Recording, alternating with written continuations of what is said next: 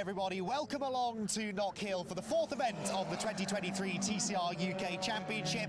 We arrive for the second time in the championship's history in Bonnie, Scotland, the Knockhill circuit. Andy McEwen, Anthony Jordan, both I think really excited to be here. It's my third visit here, the second time with TCR. Always has been a real favourite place of mine to come and visit. How are you finding it so far? My first time here, gotta say, absolutely love it. It is beautiful here. The scenery is something else. I mean, you can see Edinburgh off in the distance. You've got hills, sheep, lots of beautiful things. The only one thing that we're lacking right now is some cars. Yes, they are on their way, trust me. We've got qualifying coming up very shortly, which will set the grid for the first and third races of this triple header weekend. Where the last few years we've started having one of these triple header weekends. It's been Brands Hatch a couple of times in the past, but I always really enjoy it. And I think middle of the season, it's an important time to be scoring well. If you click with this place, if you've got a car that works well around here, you've got an extra opportunity to score some points, and that could be really pivotal in the championship story. Really pivotal, and like you say, triple header, there are lots of points up for grabs for this weekend as well, so it really is going to shake up the season, I think, because a lot of the drivers who have been doing well maybe in other circuits are struggling here at Knockhill, and that really does certainly shake up the field. I'm looking forward to qualifying. We've only had free practice, we've only had warm-up sessions as well, yesterday testing sessions, so we've not really fully seen the true potential of some drivers, but qualifying is going to be an interesting story. It's going to be close, I think. The times, although the testing on Thursday and Friday isn't officially timed, the teams are all keeping an eye on what everyone's doing. Everyone is saying how close it is. It's a short circuit. The lap times, therefore, you would expect to be quite tight, but it's a circuit that really rewards the brave, I think. You know, you've got to use those curbs, not too much, otherwise you're exceeding track limits, but if you use the right amount of curb, the right amount of commitment around here, it really will reward you. Do you think that favours maybe those who have been here before, or some of the youngsters who really don't know what they should be scared of? I think it favours the people who have been here before because they know the circuit, they know how the tyres will develop around the circuit as well. You can see a lot of people who have not done a lot of laps here where, they're struggling to get to grips with how much the tyre has got to give. So it is certainly very interesting. We're nearly going to get run over here. My toes. It certainly is going to be an interesting one. But thinking about it, going into this race weekend, we have seen the brave drivers go on top. The one driver who has been bravest the most throughout the entire season, Adam Shepherd, was fastest in free practice by quite some way as well. Indeed so, and last time out at Alton Park it was actually appropriately this man who did quite a bit of heavy point scoring, arrives here in a good championship position. Let's remind ourselves of what happened in Cheshire. Lights go out, away they go, control the revs, control the wheel spin. It's a good start from Lee, a good start from Smiley as well, who tries to find a gap to the outside. Then in the middle of the Hyundai's Alex Lee, can he tough it out around the outside? Winfield comes back at him side by side between the teammates through Old Hall Corner. Do they come out the other side? Yes they do, but who's got the advantage? Down the avenue through Denton, it's Alex Lee, winner here a year ago, and he hits the front immediately. Field second, Smiley third, here comes Constable up the inside into Old Hall Corner though. Peach of a move from the Rob Boston Racing driver, and Chris Smiley is back off the podium places. Now Bordley round the outside, that's never going to work at the hairpin. Is he going to lose 2 places? Shepherd keeps his nose in, brilliant stuff. This is a fantastic, one of the best first laps I've ever seen here at Alton Park in Tin Tops. Understeering as least as possible as Kent gets down the inside. Oh, that was a great move until that protruding wheel. Oh, and 2 off, Townsend and Healer. No!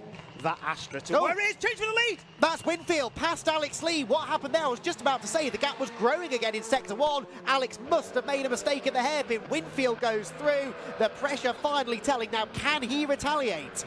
Brad Kent, by the way, the car behind them, has picked up a 5-second penalty, we assume, for exceeding track limits. And now number 41, Carl Bordley as well. Carl Bordley, 5-second penalty for the Cupra that runs in 5th place at the moment. Now, if Chris Smiley, there goes Kent. Brad Kent off at Knickerbrook, into the gravel, into the barriers. Something must have broken on the left front corner of the Veloster, and all of a sudden that 5-second penalty is the least of his worries.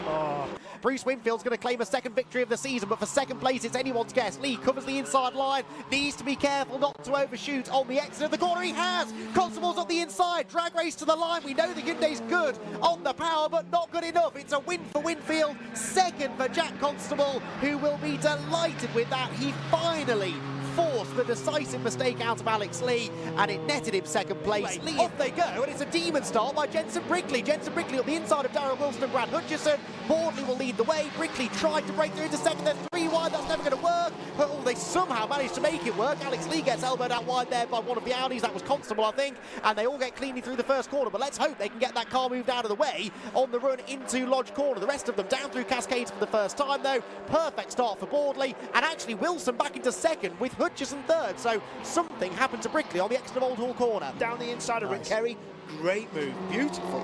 Yeah, really good move that on Rick Kerry then, the former BMW man moving aside as Adam Shepherd's car gets more and more sideways every time we see it, it seems. He's all over the back of Jenson Brickley here. On the background, look, Constable was up the inside of Bruce Winfield. He's back up the inside of Bruce Winfield into the chicane, but Bruce fends him off for now. You're right, though. Darrell Wilson in the opening sector was a 10th quicker than Carl Boardley. The middle sector, I think he's taking even more time, although didn't have a great run through the chicane. So, no, Boardley does now gap him by a 10th or so.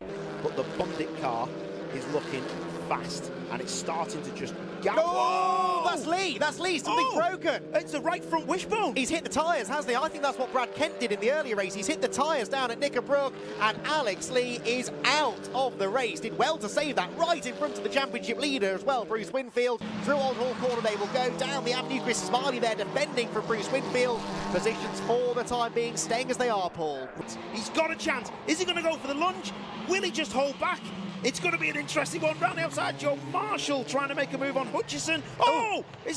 That's Brickley. It's Brickley. Oh, look at that. Braille pass. Go on, son. Well, you will leave the door open, Joe, says Jenson. Straight through the gap he went. He's got the inside line out for the chicane as Wilson is right on the back of Boardley, really sticking with him now. What can Brickley do for fourth? He's leaning on Marshall, and around goes Marshall. Joe Marshall spins at the chicane, Smiley across the grass as well. You could see that coming a mile off. Neither of them wanted to give an inch, and unfortunately it's the local man in the Audi who ends up pointing the wrong way. Brickley goes through, Shepherd likewise. Winfield gains a place out of all of that too. But look at the race leaders. Darrell Wilson has got a genuine shot now at claiming his second ever victory in the championship. Down into Lodge they go. I don't think Hutchison's quite close enough. It is going to be a third career podium for Hutchison, a second for Darrell Wilson, but a first career victory in TCR UK for Carl Boardley. He becomes the 5th different winner from the first 6 races this year, and this one, as far as we know, he will get to keep. Second goes to Darrell Wilson, third Brad Hutchison. Really good feel-good stories there. Jenson Brickley in fourth, Shepherd fifth, then Winfield, Smiley, Constable, Kent and Wilson. And, well, I don't know which of those top 3 teams are going to be the happiest, Paul. Oh, that's great. I love Les to bits. He worked so hard. He worked on one of my race cars when it was just, you know, it was never going to get fixed. The guy put an engine in my car, got me back out for the last race of the day. Love him to bits.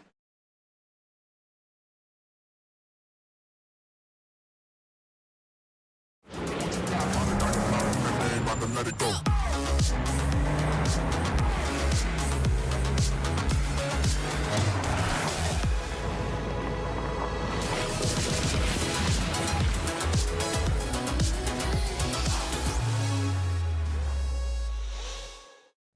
Do you wonder why your competitors' websites appear in Google searches ahead of you? Then make a call to the SEO experts Woya and understand how your business can be more visible online. As the official marketing partner of TCR UK, you can now work with a trusted search engine optimization partner to increase web traffic, inquiries and sales.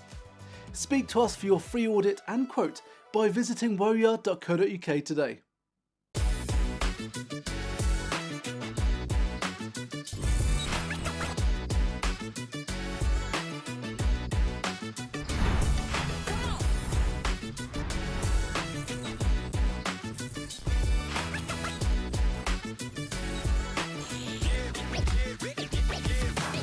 For voice and data solutions at speeds that are simply out of this world, choose Maximum Networks.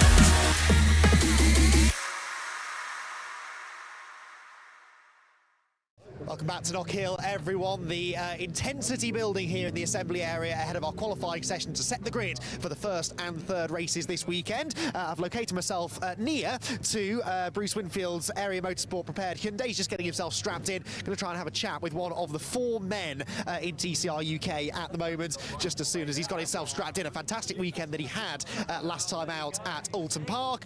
Carrying a fair bit of compensation weight, though, this weekend at Knockhill, and this is a tricky place to carry the weight at. So let's get your thoughts on that, Bruce. Good weekend at Alton, but that means you're a little bit heavier. Your car is anyway, arriving at a difficult track to carry the ballast. Yeah, obviously the weight should make a difference, but I don't know. We think we're going all right so far. So yeah, we'll see how we pan out in qualifying and try and make it easy on the car for the races. Try not to be too aggressive and yeah, try and carry it well. That's so important as well. With it being a triple header, obviously you've got to look after the car, but in qualifying, that track position is so important. You've got to go for it. Yeah, definitely. It's going to be hard to overtake around here. So yeah, qualifying is going to be key, and obviously we've got to do 2 fast laps because of the first and the third race. So yeah, hope for the rain stays away though, and it will stay nice and dry. Yes, absolutely, I'm with you on that one. Bruce Winfield then arriving at Knockhill with a little bit of pressure now perhaps in the championship. Let's have a quick little wander down. In fact, Anthony, I think, is catching up with Jack Constable. Anthony. I think, yes, thank you very much, Andy. Yes, hopefully my microphone's working. We'll jump in here with Jack Constable. Jack, well, certainly you've had a good first half of this season. Second half, triple header, Knockhill.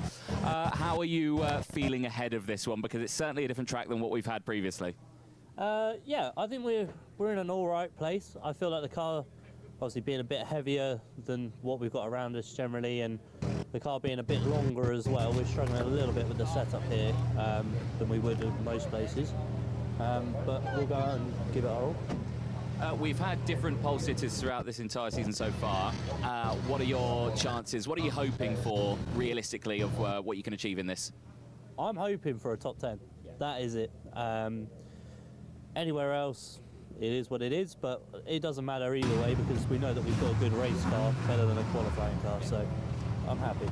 Track limits has certainly been a big subject across this second half of the year with the rule changes from Motorsport UK, and no more than here, because certainly track limits has been a big key feature as well here.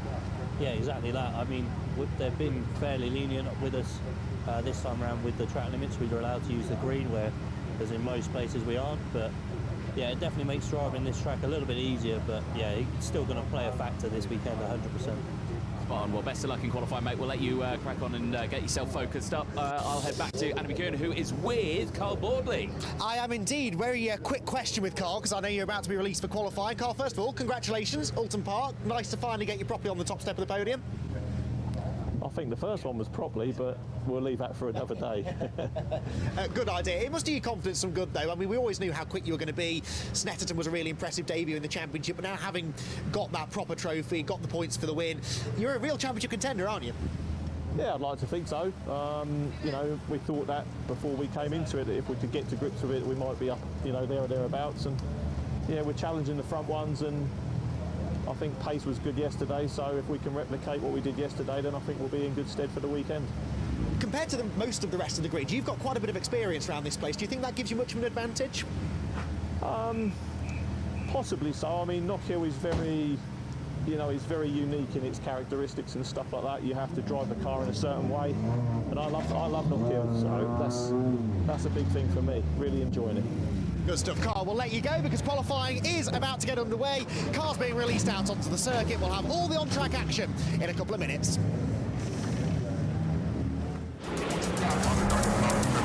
Let it go.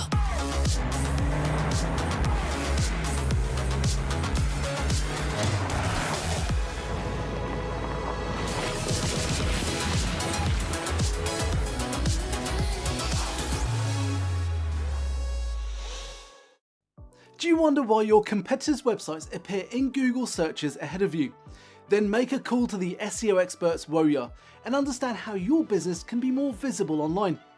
As the official marketing partner of TCR UK, you can now work with a trusted search engine optimization partner to increase web traffic, inquiries and sales. Speak to us for your free audit and quote by visiting woya.co.uk today.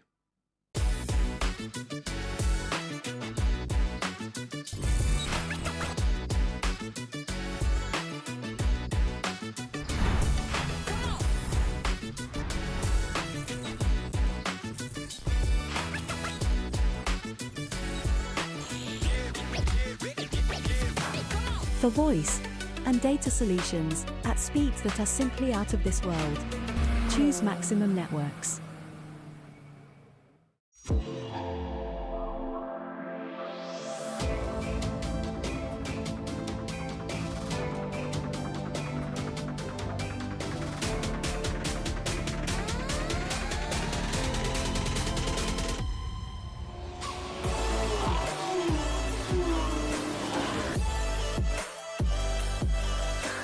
Side by side, who's going to be the bigger man? Oh, big off!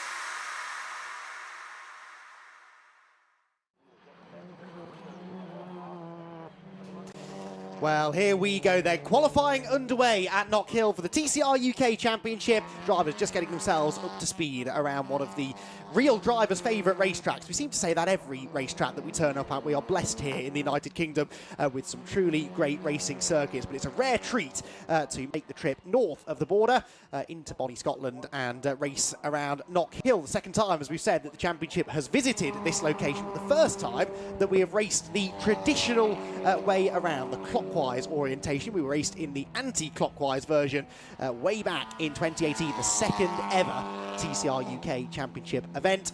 Things have come on some way since then. We've got a much bigger grid, a very competitive grid, and a fascinating championship picture to explore as we go through qualifying and 3 races this weekend. Well, Andy McEwen here, Anthony Jordan, we both hot-footed it up into the commentary box, ready to talk through what should be a pretty intense qualifying session. Yeah, intense I think is a good word to describe it. Certainly is going to be very, very interesting. You know, drivers right now, it's a tense time for them. They have been working so hard in warm-up, and as you can see already, tyre swapping happening in the pit lane here. Drivers getting the best out of all of their tyres to get them up to temperature across all 4, because it is very difficult to get the temperature into the rear of the tyres, or the rear tyres on the car. So certainly is a challenge that these drivers have got to face, but they have got 30 minutes to get a good time in, but we have not got yet first decent times on the board yet. Indeed so, and tyres will be a talking point here. Getting the heat into those tyres in particular is tricky. It's a short lap, so it'll take you 3 or 4 laps perhaps to really get the tyres into the ideal operating window. You can see here the tyre crossing going on, so they send the cars out with the rear tyres on the front, the left-hand side tyres on the right, and vice versa, because they warm up, being front-wheel drive touring cars, warm up with those front tyres quite a bit more quickly than the rear. So it'll be a little while before we get into any meaningful running here and we start seeing the sort of pace that we were seeing out of them in testing early on in the weekend. Gives us a bit of time then, Anthony, to touch upon the championship situation, because we are midway through the season near enough now. Time to really start analysing those championship standings, and Bruce Winfield has been really Mr. Consistency for me this season. He's been on the podium, he's been winning races, he's been regularly finishing toward the sharp end. No real surprise then to see him arrive here with a 29-point championship lead. That is before drop scores are taken into account, of course. But even so, that must give him just that little bit of an easing of the pressure now going into the mid part of the season. It certainly will, and as well, he polled it at Alton Park at the last round, so, you know, he has got that behind him to really boost the confidence going into this round here at Knockhill. But Knockhill and Alton Park, they have similarities, but they're still very different circuits. So whether or not he can have that advantage and bring it across from Alton Park, that's the question. But the only benefit that he does have is that he's in the Hyundai, and they are working well here, the same as the Seats as well. So that is certainly going to be an interesting one that they have to deal with. It certainly will be, yes. And the Hyundai i30N always has been a strong car here. We only had, I think I'm right in saying, one on the grid when we raced here last time. That was being driven by Lewis Kent, who went on to win a couple of championships at the wheel of an i30N, but with plenty more of them on the track this weekend. He wants to watch for sure. So perhaps could that car that we just saw going across the timing line, Darrell Wilson in the Vauxhall Astra, one of, if not the only driver on the grid this weekend who raced here at Knockhill back in 2018 with TCR UK. He's in exactly the same car as he was pedalling then, but he has proven as recently as Alton Park a few weeks ago that he and that car are still a competitive package. Yeah, second in race 2 at Alton Park, so again, certainly showing that he's got the pace, and he in free practice and warm-up and everything like that, he has been quick. He has got the waft around this circuit, and certainly he knows what he needs to do. He's just got to avoid the curbs, because he told me that if I hit those big new curbs through the chicane, it's going to be a bad day for me. Yeah, absolutely. It's not a spring chicken, that car, is it, particularly? No. It's had a tough life, a long life, but as long as he looks after it, I think he could do well. That, for me, though, is one of the keys this weekend. Because it is this triple header, you have got to look after the car. You've got to have some sort of mechanical sympathy in your mind, because, yes, there is lap time to be found by hammering those curbs and throwing the car around the circuit as aggressively as you can, but you've got to finish all 3 races. If you do have a non-finish, or even worse, 2 non-finishes, that's so many points lost. And for those competing for a championship, Anthony, they've got to make sure they're running at the checkered flag. Yeah, they really do, and it is certainly a challenge that a lot of them have had. And of course, there has been issues for a lot of the cars actually going into this weekend. In the practice sessions that they've had, there has been those lots of issues. So yeah, like you say, they've got to get these cars to the end, but hopefully so far it's all been good. And as you can see, the times have been fluctuating as the drivers are setting their first sort of times in. And the first time that we got out there, Shepherd, Adam Shepherd, 51.9, very quick time, but not the quickest time we've seen so far today. He went, I think, about 2 tenths faster earlier on in free practice. He did, a 51.89, so he's actually within half a tenth or so of the pace that he had in practice. So we are now getting down to meaningful lap time. Shepherd fastest, Callum Newsham second fastest, Alex Lee third fastest, and Bruce Winfield fourth fastest. What do they all have in common?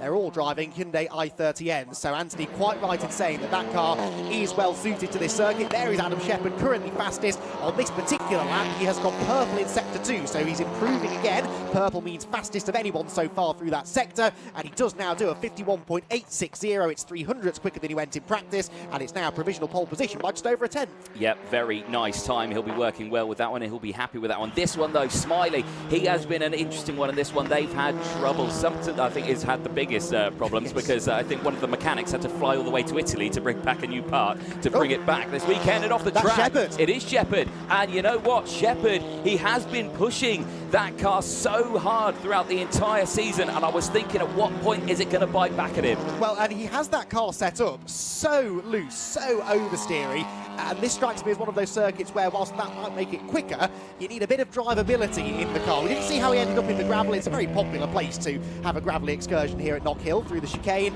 Perhaps he just took a bit too much of that inside curve, but anyway, no major damage done. Might bring the car into the pit lane for a quick assessment, and then he'll be back on his way. So Shepherd fastest, but has already found and slightly exceeded the limits of adhesion out there.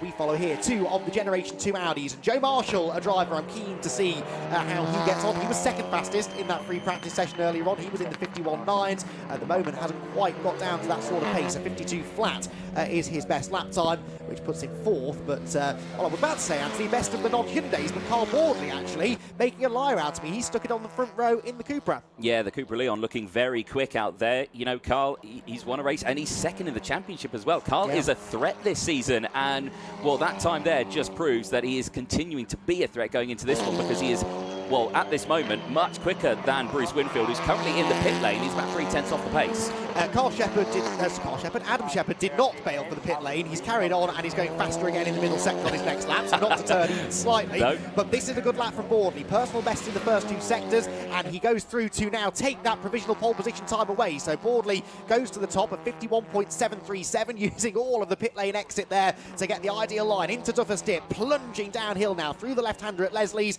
and then dive onto the brakes into McIntyre's. From the moment you get into that first corner, Anthony, to the moment you really get it out of the hairpin at the end of the lap, you don't get a chance to breathe around here. No, you really don't. It is absolutely flat out, and these drivers are certainly going to have to work on endurance through these races, as we see now.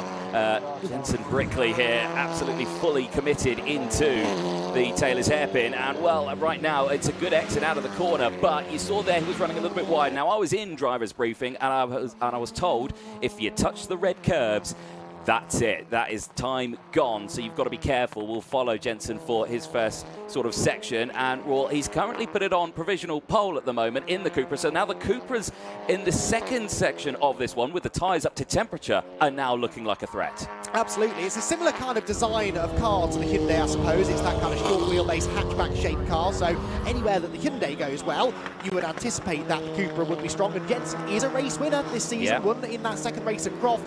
Only his 4th ever race in the championship. Absolutely mullers the curbs over the chicane. And I suspect maybe got pinged for exceeding track limits on the exit of it. We shall wait and see. Again, flirting with it there as he comes out of Clark Corner and makes his way towards the end of a lap. In fact, that is Carl Boardley. We've both made that mistake now. Those two cars do look rather similar. Carl Boardley, they're pushing hard. At the moment, a Cupra 1-2. Yeah, they're looking very quick now in this session. And that brings us to a story now in the races. Hyundais are quick from the word go. Then the Cupras come back later on, and Boardley improves on that time. He does, and look how tight the times are, though. He was a few hundredths adrift of pole position. Now he's 36 thousandths up on Jensen Brickley, whilst Adam Shepherd has a tyre change down in the pit lane. We're approaching halfway through the qualifying session then. I was about to run you down the tyres, but I think we might be about to get another improvement from Boardley. He's just gone purple in Sector 1, so improving on his time again. This is one of the good things from a driver's perspective, Anthony, about Knockhill, because it's a short lap. Okay, it takes you a few more laps to get the heat into the tyres, but then you can hang on to them for a bit longer and you get a few more bites of the cherry. Yeah, exactly. And, you know, tyres are key across the entire force of this weekend. And I've been looking at data, actually, over the course of the weekend from this track. And a lot of people, I think, are struggling to really trust what these tyres have got to give. They have got a lot of traction. They've got a lot of grip out of the circuit. So it's just getting that tyre to work for your car. And for a lot of these drivers, that is the case. They are getting it to work. And it also brings me on to the question that we brought up earlier. Does a young gun versus an experienced driver have the ability here? And right now we are seeing experience top the young guns. By 36 thousandths of a second, yes, because we've got one of the more experienced drivers on the grid, followed immediately by one of the least experienced drivers making up the front row. So it doesn't matter who you are, if you can pedal a TCR car, you've got half a chance this weekend. So Boardley, in the end, didn't improve on that previous lap time, and now looks as though he has backed off ever so, well, no, not really backing off on his next lap, but not improving in the sectors.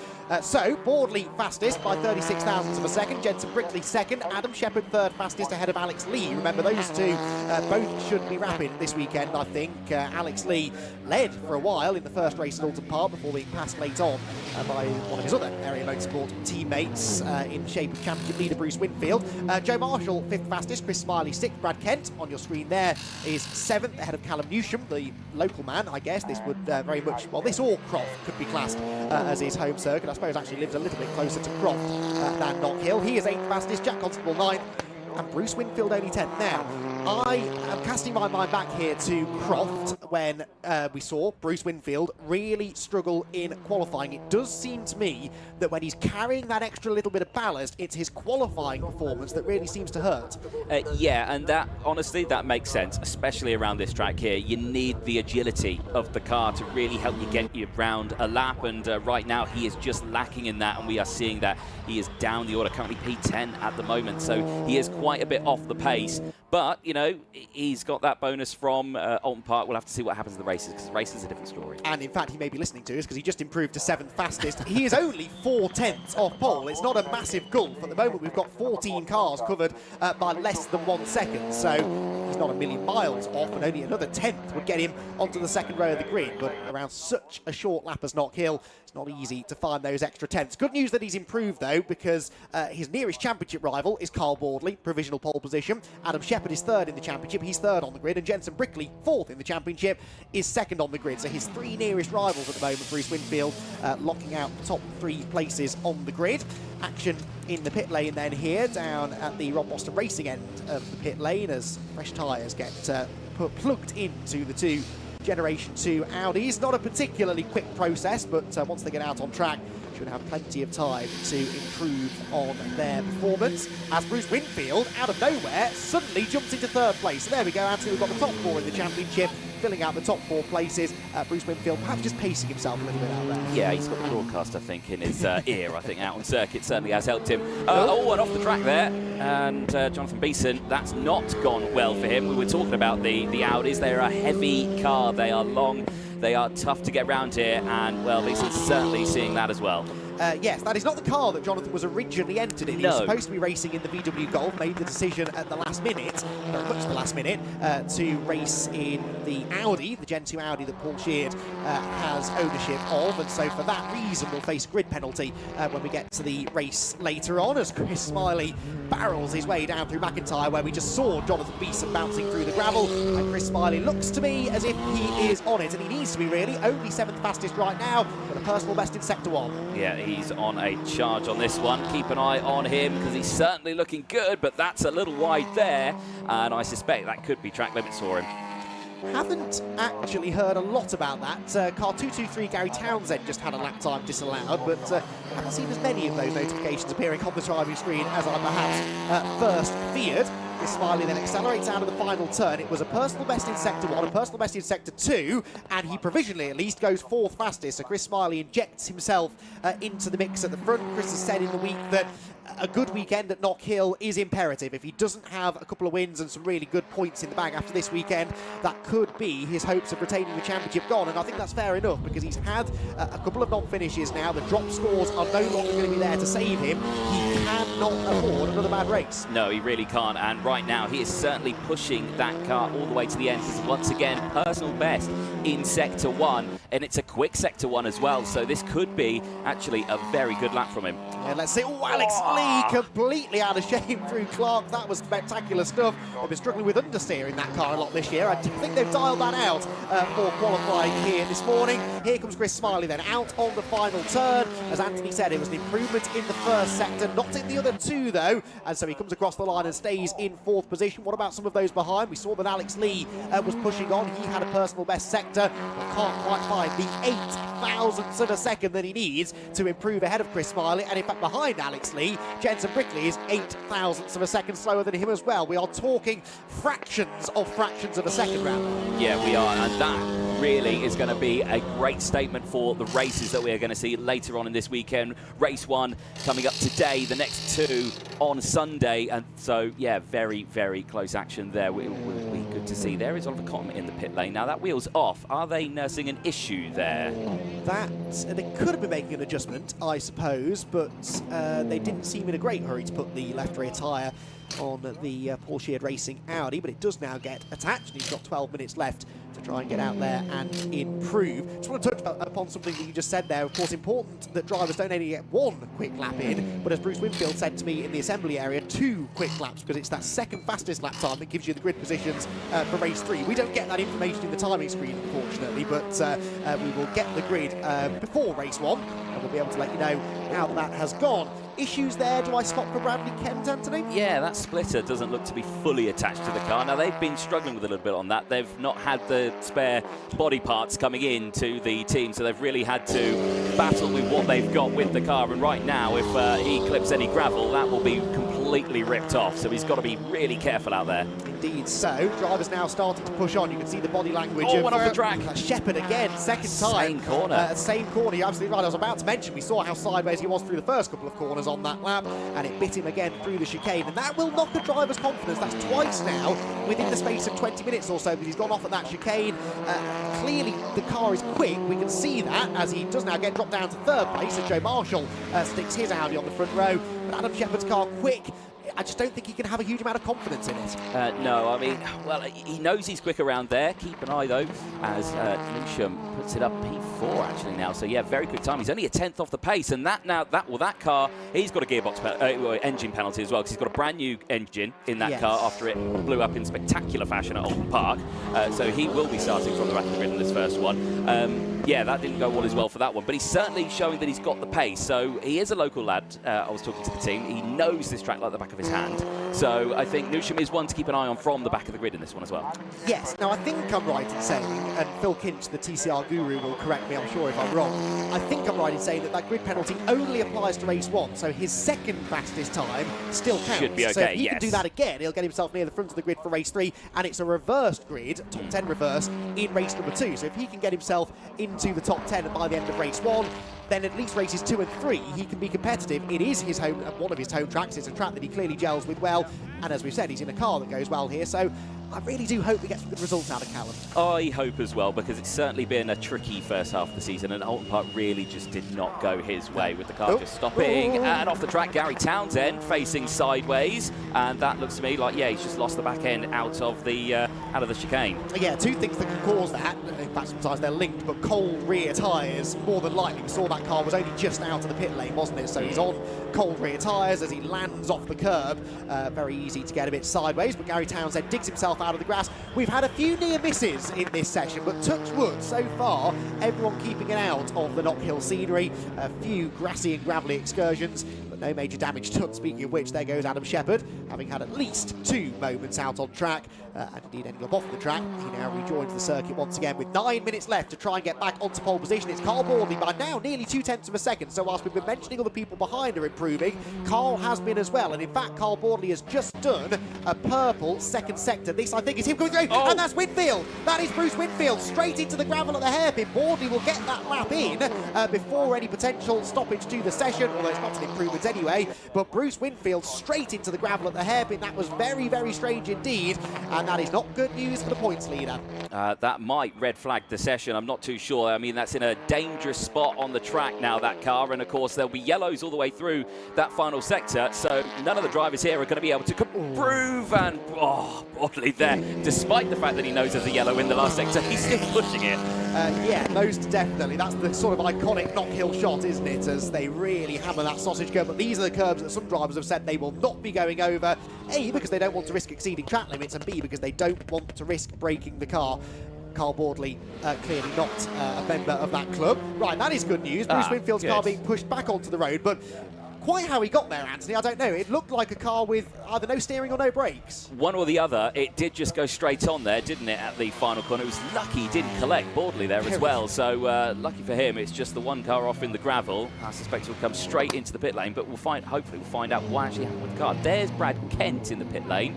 And, well, what's going on there? They're repairing that front splitter, aren't they? I think so, yes. So Bradley Kent, who is only 10th fastest at the moment, another frustrating day at the office. Bruce Winfield also has now dropped back down to 9th place as well, as others have improved. So, yes, good news that he's back out on track. Will he bail for the pit lane? Surely he will. Yes, he does. Yes, he does. I thought he wasn't for a second. Yeah, well, I did as well, which would have suggested it was driver error rather than a mechanical issue. And I'm going to give him the benefit of the doubt. Bruce isn't the kind of driver to forget to turn into the final hairpin. So I think there must have been some underlying issue there with the Hyundai, which will, at the moment, have a bit of work to be done on the first race of the weekend, coming up a bit later on this afternoon. Just under 7 minutes to go then. Boardley and Marshall now your front row. So Cupra from Audi, from then a couple of Hyundais. The balance of performance, much as drivers like to tell you otherwise, clearly working well as 3 very different cars actually lock out those top 3 places on the grid. Then it's Callum Newsham with one of his better qualifying efforts. Jack Constable 5th, Chris Smiley 6th, Alex Lee 7th though. He is one I will be looking at, Anthony, in the closing stages to try and find some improvements. Yeah, 100%. And I'm just looking here at the Rex. You remember there are 6 championship points up for grabs as well in this one. And Boardley, who has not yet put it on pole so far this season, would make it the 4th different driver to pole it this season. And secondly, he would get away with those 6 championship points. Will certainly help his championship fight as well.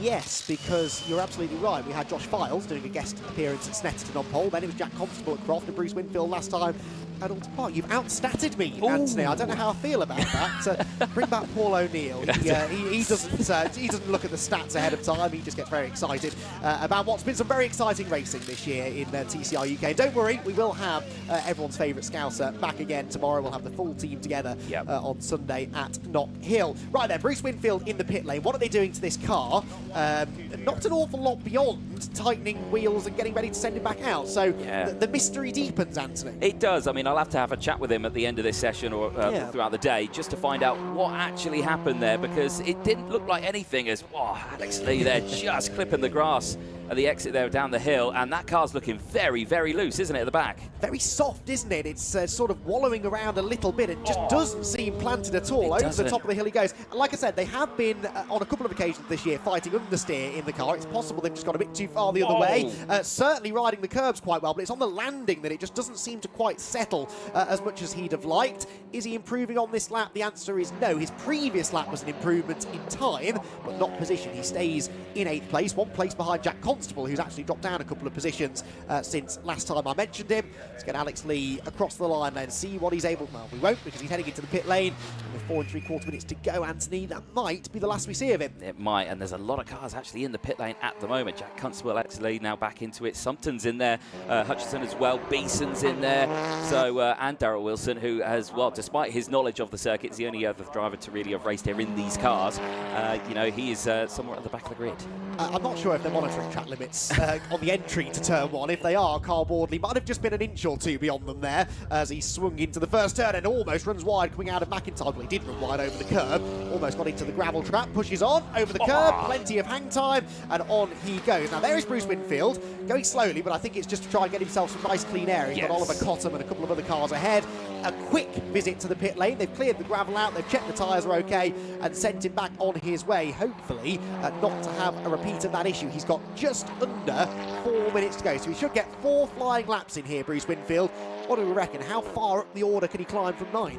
Yeah, that's the biggest question, because right now he looks like he's pushing it around this first section. Let's see what the times are, because at the moment he is, well, he's struggling. He's right down the order at the moment is Winfield, and Sector 1 isn't that quick. It's 17 seconds, the rest of the field around the 16-second mark. So, yeah, it's not looking quick through Sector 1, and very loose there again through the second sector. I think he's going to need to warm those tyres up just that little bit more. Indeed. So, that was Joe Marshall. Joe Marshall, who just done a personal best sector on his previous lap. The 3rd time, at least 4th time, in fact, that we've seen a car off up at the chicane. And again, manages to get away with it largely, bounces through the gravel and continues on his way. Was that left front tyre low on pressure? It might have just been a trick of the lighting. We shall wait and see.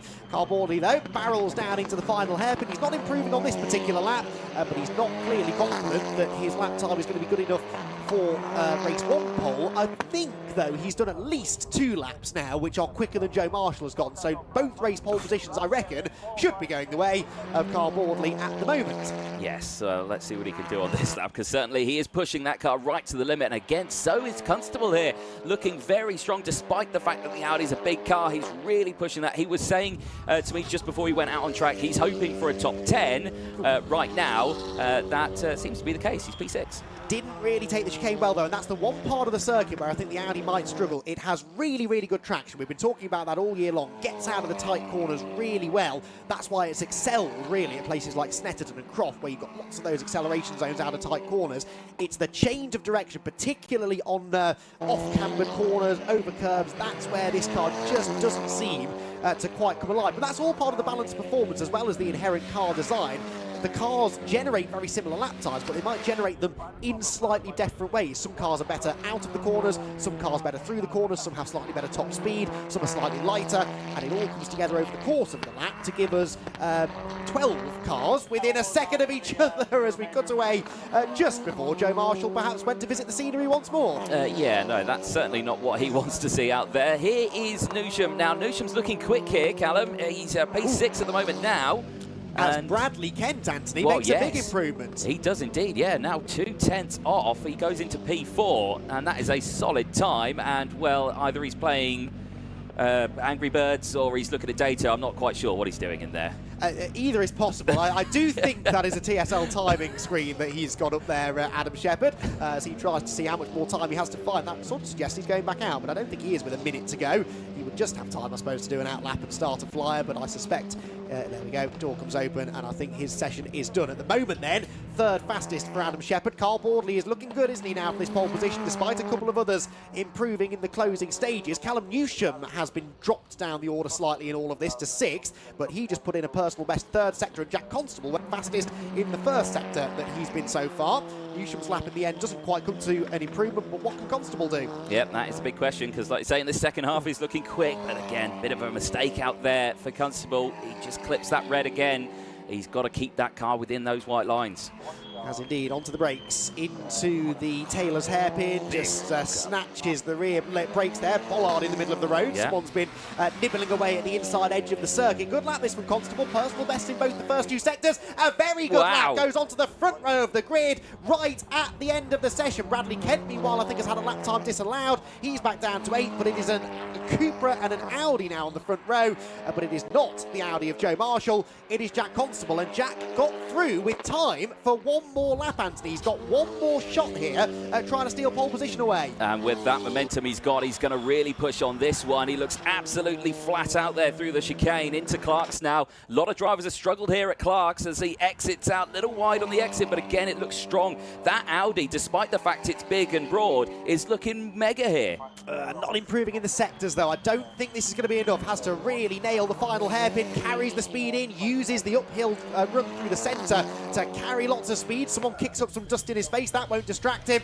In fact, that was Carl Baldry, the man that he's trying to beat to pole position. Across the line he goes, and it's not quite an improvement, but what an effort that was from Jack Constable right at the end of the session to jump up several rows on the grid. We said you only have to find very small increments in time, really, to jump a number of places further up the order, and that is what happened there to Jack Constable, and he will start from the front row for race number 1. But it will be the CBM with Hart GT Cupra Leon competition of Carl Baldry that grabs pole position, does become the 4th different pole sitter of the season so far, and actually the 6th different pole sitter in a row if you go back into the tail end of 2022.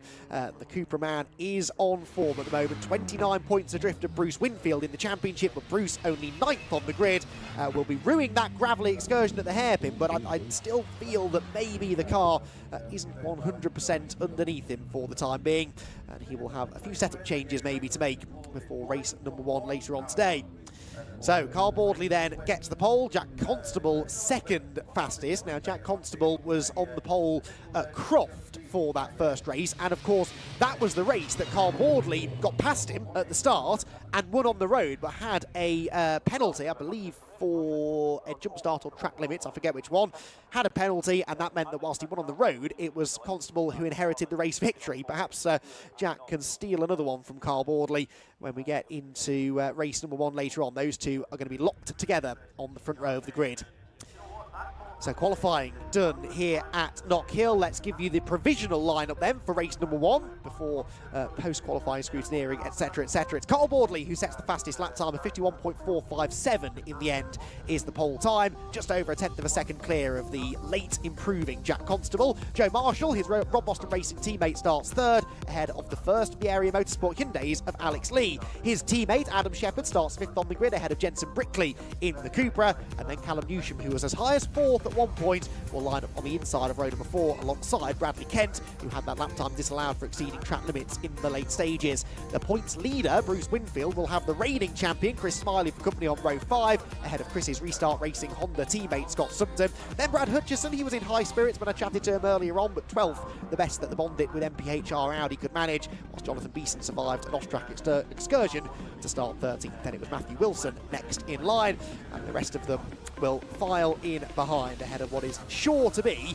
a fantastic opening race of this triple header weekend. A reminder that all of the races this weekend live on the TCR UK YouTube page, which I'm sure is where you're watching from now, along with support race action as well once we get into the bulk of the day a little bit later on this afternoon. So you don't need to go anywhere. You'll be able to follow all of the racing action here from the Knockhill circuit. So cars then are being wheeled back to the paddock. We don't use the garages here at Knockhill because there are only a handful of them, not enough for every car to have a garage to themselves. In fact, probably not enough for even half the grid to have a garage to themselves. So they instead use awnings in the back of the paddock. This means that the cars have to be pushed up through scrutineering and then into the paddock area once the sessional race is done. But hopefully in the near future, we'll be able to hear from our pole sitter, Carl Baldry, who we chatted to briefly in the assembly area before the session got underway.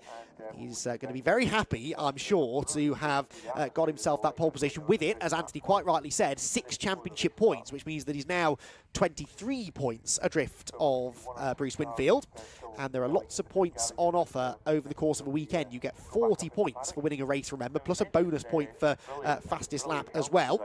So if Carl can have a couple of good races here at Knockhill, it's not beyond the realms of possibility that he could leave Scotland as the championship leader. That would make it more than worth the fairly lengthy trip from the south of England where Carl is based to leave here as championship leader, with then just 3 events to go. We head to Silverstone next, then to Donington Park, and then it all concludes on the Brands Hatch Indy circuit at the end of the season in October, where TCR UK is delighted to be part of the Formula Ford Festival package. That's going to be an event not to be missed for sure. And the way that this championship is going, I think we're going to have a very, very close conclusion to the championship, as always really has been the case with TCR UK. This the 6th season of TCR UK competition. Every year so far, the championship's gone down to the final round. I don't see it being much different in 2023. So a little bit of cleaning up to be done by the marshals out on circuit there. That chicane gravel trap probably needs sweeping up after every session near enough. It's a very, very easy place to just exceed the limit slightly, as we saw a number of drivers doing, most notably perhaps Adam Shepherd twice through the gravel up at the chicane, where you've got to be fully committed over what is a completely blind chicane, which you really don't do a lot of slowing down for. Perhaps a dab on the brakes on the way in just to settle the car, but it means that if you miss your line by a fraction going in, you're very likely to find yourself heading off into the gravel at speed. Marshall's hard at work to get the gravel trap back as it should be, and ready for our next session here at Knockhill. The race times, by the way, well, our first TCR UK race will be getting underway at around about 2:05, but we'll have build-up from that from about 22 because there is a grid walk. So we actually have 2 grid walks this weekend, one before race 1 and another one before race 2 tomorrow. So if you're coming along to Knockhill tomorrow, don't worry, you get another chance to get out onto the grid and get up close and personal with the cars and the drivers. And myself and Anthony will be down there to soak up all of the atmosphere as well ahead of the first race of the weekend. Right then, believe that we have now located our provisional pole sitter, Carl Boardley. He is down there in the paddock area with Anthony Jordan. Oh, thanks, Andy. Yeah, it's down here in scrutineering. Carl Boardley, what a qualifying session for him. He'll be super happy with that, £1,000. And, of course, the 6 championship points. He'll be delighted with that one. Right now, he's just weighing himself. He literally just walked off from me, so we'll come back. Oh, Carl, come on back. I'm not going to walk over there, mate. I'm going to make you walk to me. There we go. Carl, mate, what a qualifying session. Pole, your 4th different qualifying pole sitter this year. Yeah. Well done. Yeah. Over the moon with that, to be fair. I love coming up here. I love this track.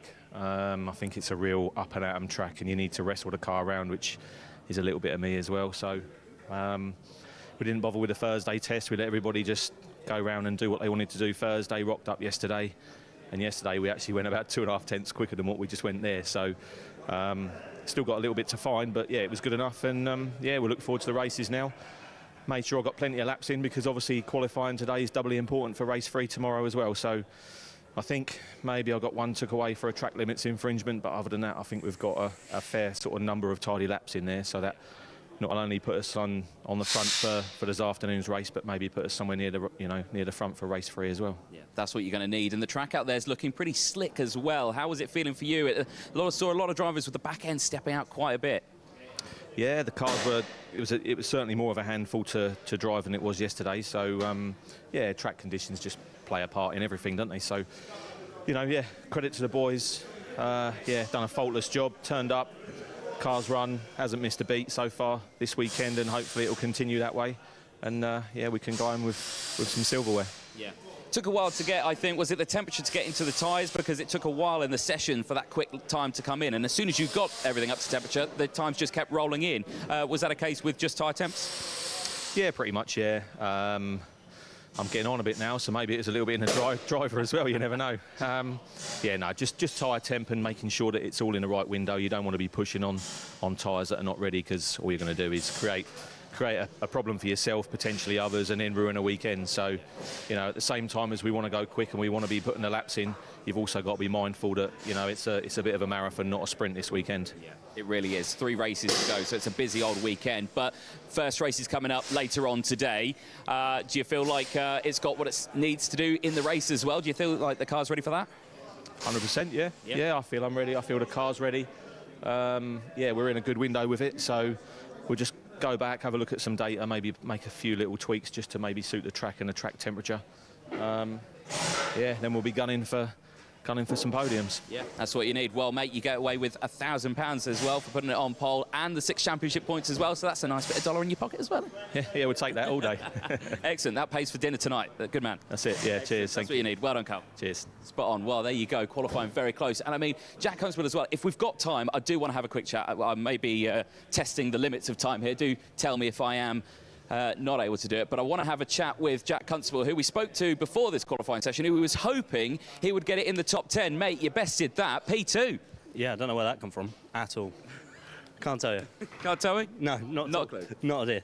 Well, there you go. Well, it works then, so you got what it takes. You mean, that's front row start. That's your second front row start this season, isn't it? Yeah, exactly that. I'm really, really chuffed. I didn't think we'd be anywhere where we are, so yeah, to end up on the front row is definitely something that is another tick in the box. So yeah, we'll see where we go. Yeah. I mean, race is a different story. Lots of work's going to happen on that one. So you got Carl Boardley alongside. How do you feel that's going to go? Carl and I always race pretty well together. I feel like we've got a bit better on the brakes, but he's got it a bit better in the tight, twisty stuff. So it's going to be a hard one. I'd just be happy to finish where we start, in all honesty, and we'll take where we take. Yeah. Well, awesome, mate. Well, congratulations. Well done on that one. You come away, I think, with a chunk of change as well. But good stuff. Well done. We'll see you out in race 1 later on. Yeah, cheers, mate. Thank you. Spot on. Well, there you go. Very, very close then with the timings. The Audi's looking quick here, Andy. Very good. We'll take a short ad break now. We'll be back. We'll come back with you with the Civic Cup qualifying. Don't go anywhere.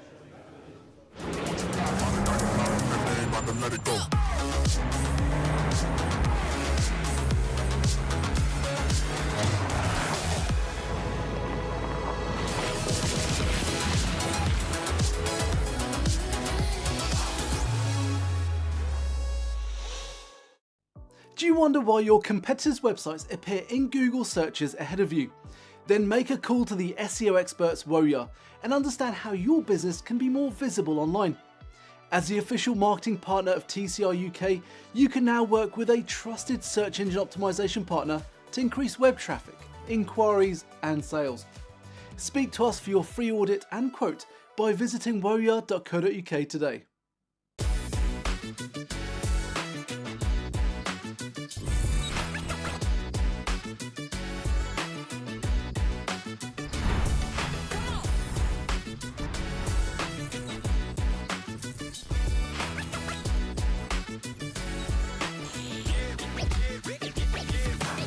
For voice and data solutions at speeds that are simply out of this world, choose Maximum Networks.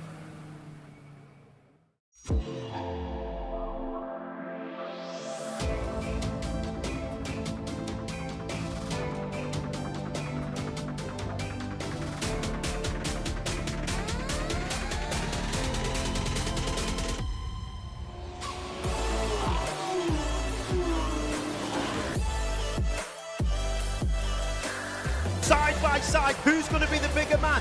Oh, big off!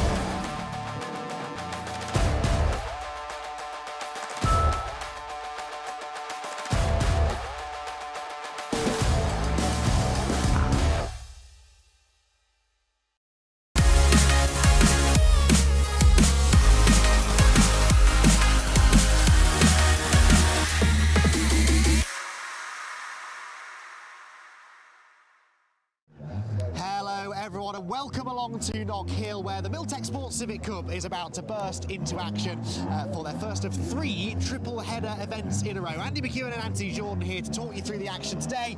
Qualifying coming up now, an important session for the Civic Cup drivers to try and get themselves the best grid positions possible for what's going to be a busy weekend. A very busy weekend, 26 cars around a very short circuit. Yes, this is going to be hectic, I think is a good word to describe it. Yeah, qualifying super important for these drivers. You know, we just came off from the TCR one, now with the Civics, and I think, well, who'd you put on this one? We got a lot of local lads here this weekend who have the knowledge of this circuit versus our championship contenders. I've not really had a look at any times really for the Civics, so I don't actually know. No, and to be honest, with all of the testing that's been done through the weekend so far, they don't really officially time those sessions, so I think a lot of the drivers probably a little bit left guessing as to what the pace and performance is going to be at a track that this championship perhaps has never raced at before, certainly not a frequent visitor here north of the Scottish border. We've got the cars lining up behind us then ahead of our qualifying session that's to come up. A couple of news stories though to cover from Alton Park last time out, where we were treated to 2 fantastic races. If you haven't tuned in to watch those races, they're available to rewatch on the Civic Cup YouTube channel. Can't recommend that highly enough. The big story really was the clash between 2 championship contenders, Jack Harding and Morgan Bailey. Jack Harding had a braking issue when we got down to the hairpin. Big shunt between the 2 of them. They are absolutely fine, and Anthony, it's great to see them back on the grid again this weekend. Super great to see them back on the grid, and hopefully they're going to be quick. Like we were saying, they need to have a good qualifying session here. They need to have a good race weekend, so it is going to be vital for them to really, this is their chance to get back behind the wheel, really, as such, no pun intended. But yeah, certainly it's going to be an important one for them. But yeah, super great to see them back on the grid. It is indeed, and Jack in particular, I know there was a GoFundMe page that a lot of people watching at home maybe have helped with supporting, and I know he's really grateful for that. Drop scores therefore will be his friend, but as we move now into this middle part of the season, 3 events on the bounce with 3 races at each of them as well. It's a good time now, isn't it, to really get into that groove and start scoring well? Yes, and with the start of a triple header frenzy, I think 9 races in a row that these drivers are going to have in quick succession, it is going to be a big challenge for these drivers. And again, points means prizes for these drivers, so they are going to certainly have to pull their finger out in these early stages of the triple header, really. No, that is absolutely for sure. We've got, at the moment then, dry weather. We must talk about weather. We're here in Scotland. It's a favourite topic of conversation. It started off quite a nice sunny day. There is this risk of rain as the weekend goes on. Yeah. I can't remember the last wet Civic Cup race that we had. It's going back probably a couple of years or so. And again, many of the drivers won't necessarily know where they're going with setup and preparation for that if we get some rain. So just throw that into the mix, make it even more unpredictable. Was it not wet for them at Snap last year? It would have been, actually. Yes, that's a good point, yeah. Yeah, I think so. I think Snap may have been an interesting one for them. But like you say, yeah, this time around, the fact that I can still see Edinburgh off in the distance, I think we're still good. People were saying that it was going to be around 12 o'clock it would start to trickle us with some rain, which was just in time for qualifying. So, yeah, right now, though, looking at the clouds, they've come over a bit. But, yeah, I'm still hopeful that I'm not going to need to use my jacket. No jackets here. You'll notice I was ready to grin and bear it. You complained that you were cold earlier, though. You complained that you were cold. No, not having none of that. Let's talk the championship then. That shake-up that we had at Alton Park with the issues for Jack Harding, Morgan Bailey, advantage Alistair Camp, at least before the drop scores are calculated. Shouldn't really be too surprised to see him doing well in a championship that he has won before. He's been around in a number of years for. But with the new team in 2023, do you think maybe we're now starting to see him really realise his full potential with Pro Alloys? You know, he's done well with them. You know, he really tried to work hard with them at the start of the season. He even dabbled into the world of TCR racing as well. That's not come to fruition, but he certainly showed that he has got the pace still in the Civics, and you know, he certainly has been a force to be reckoned with. I think we should start to go for a walk, and we can actually ask him that very question. Let's do that then, shall we? Well, actually, the first man I'm going to try and grab is the one park nearest to us, Harvey Caton, because Harvey, you may remember, also had a slightly challenging Alton Park, I think it's fair to say. I hope I'm not going to put the curse on you, because we chatted before Alton Park, and that all went completely wrong. Looking to bounce back this weekend, I'm sure, aren't you? Yeah, I've driven here before, so I've got an advantage over some of the drivers, because I don't think many of them have driven here before, and I've had some wet running here before as well, so if it does rain then it will be good for me, and we've had quite a bit of testing, but I think there was a test session on Wednesday or Thursday, I can't remember, so I didn't miss out on that, so I think everyone's got a bit more advantage over me, so we'll see what happens. How satisfied are you with the way the season's gone? Obviously, you've had a bit of bad luck as it's gone along, but I know you put a lot of pressure on yourself this year. You really impressed us last year in your debut, coming in now to your second full season. The expectations were high. Do you feel that, particularly now going through the mid part of the season, you can really start realising that potential? Yeah, I was very happy with the start of the season. First two rounds, other than Alton, that was a bit of a hit. So, because obviously now I've dropped from, like, I think I was 5th and now I've dropped to 10th, so it's really hurt this. But anything can happen, really. It can change all the time. So I'm hoping to do a lot better this round, and hopefully that what happened at Alton doesn't happen again. So, thoughts ahead of qualifying then? It's a very short circuit, difficult to get temperature, particularly into those rear tyres. We've just had the 30-minute TCR session, and they were taking a long time to get into the groove. You guys don't have that luxury.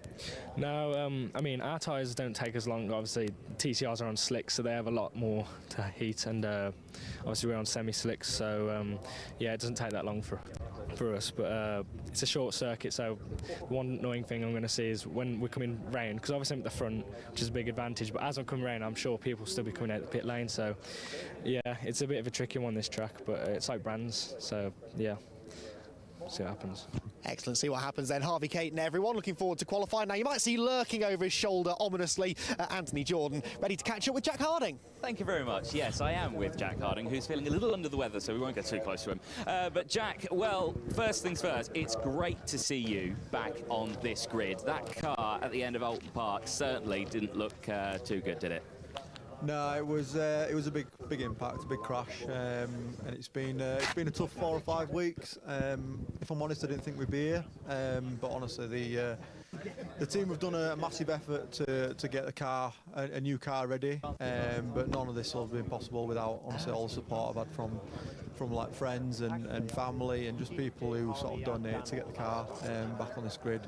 If you see on the rear spoiler as well, there's a sticker with everybody's name on it that donated to help get them back on the grid, and sponsors as well, and things like that, and chipped in.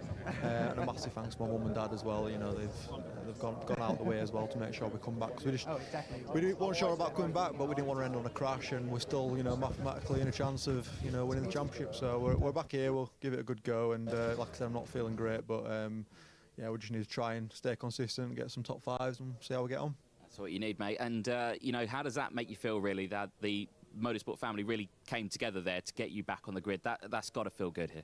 Yeah, it's amazing. I mean, as well, Morgan, who I had the crash with, unfortunately, I took him out in an incident.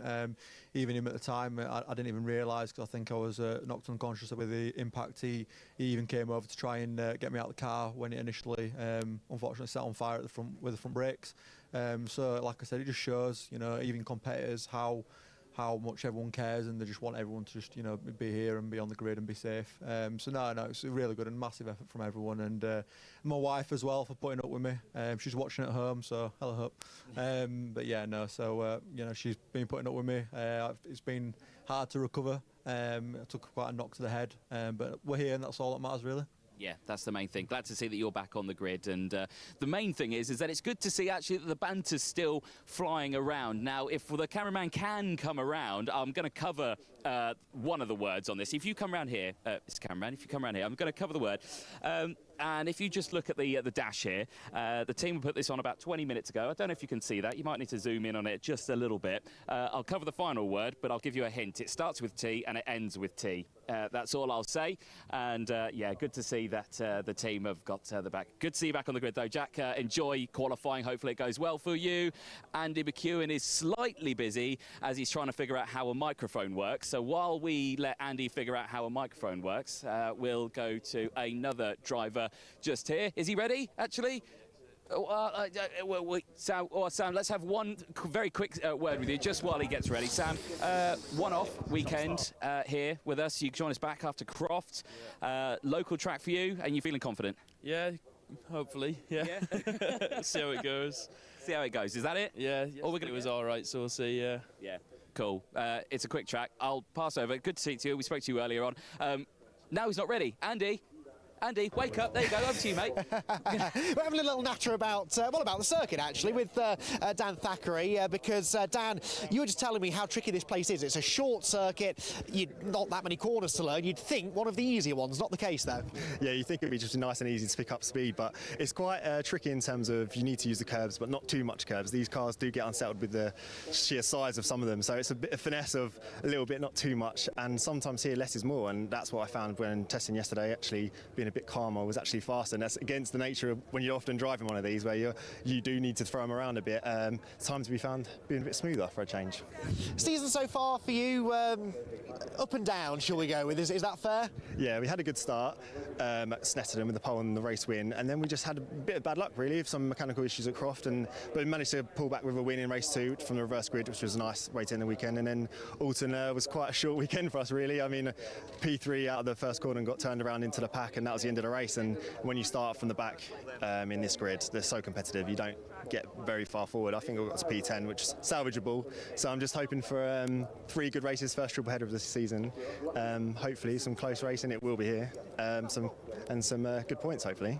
We've been talking a lot about these 3 triple headers, 9 races in relatively short succession. Important, isn't it, to try and score well from these? You can make or break your championship over the next few rounds. Yeah, the next few rounds are key. I mean, we can drop 2 scores, and I've pretty much used them up already, so I'm on a fine line already, but a lot can change and a lot will change yet.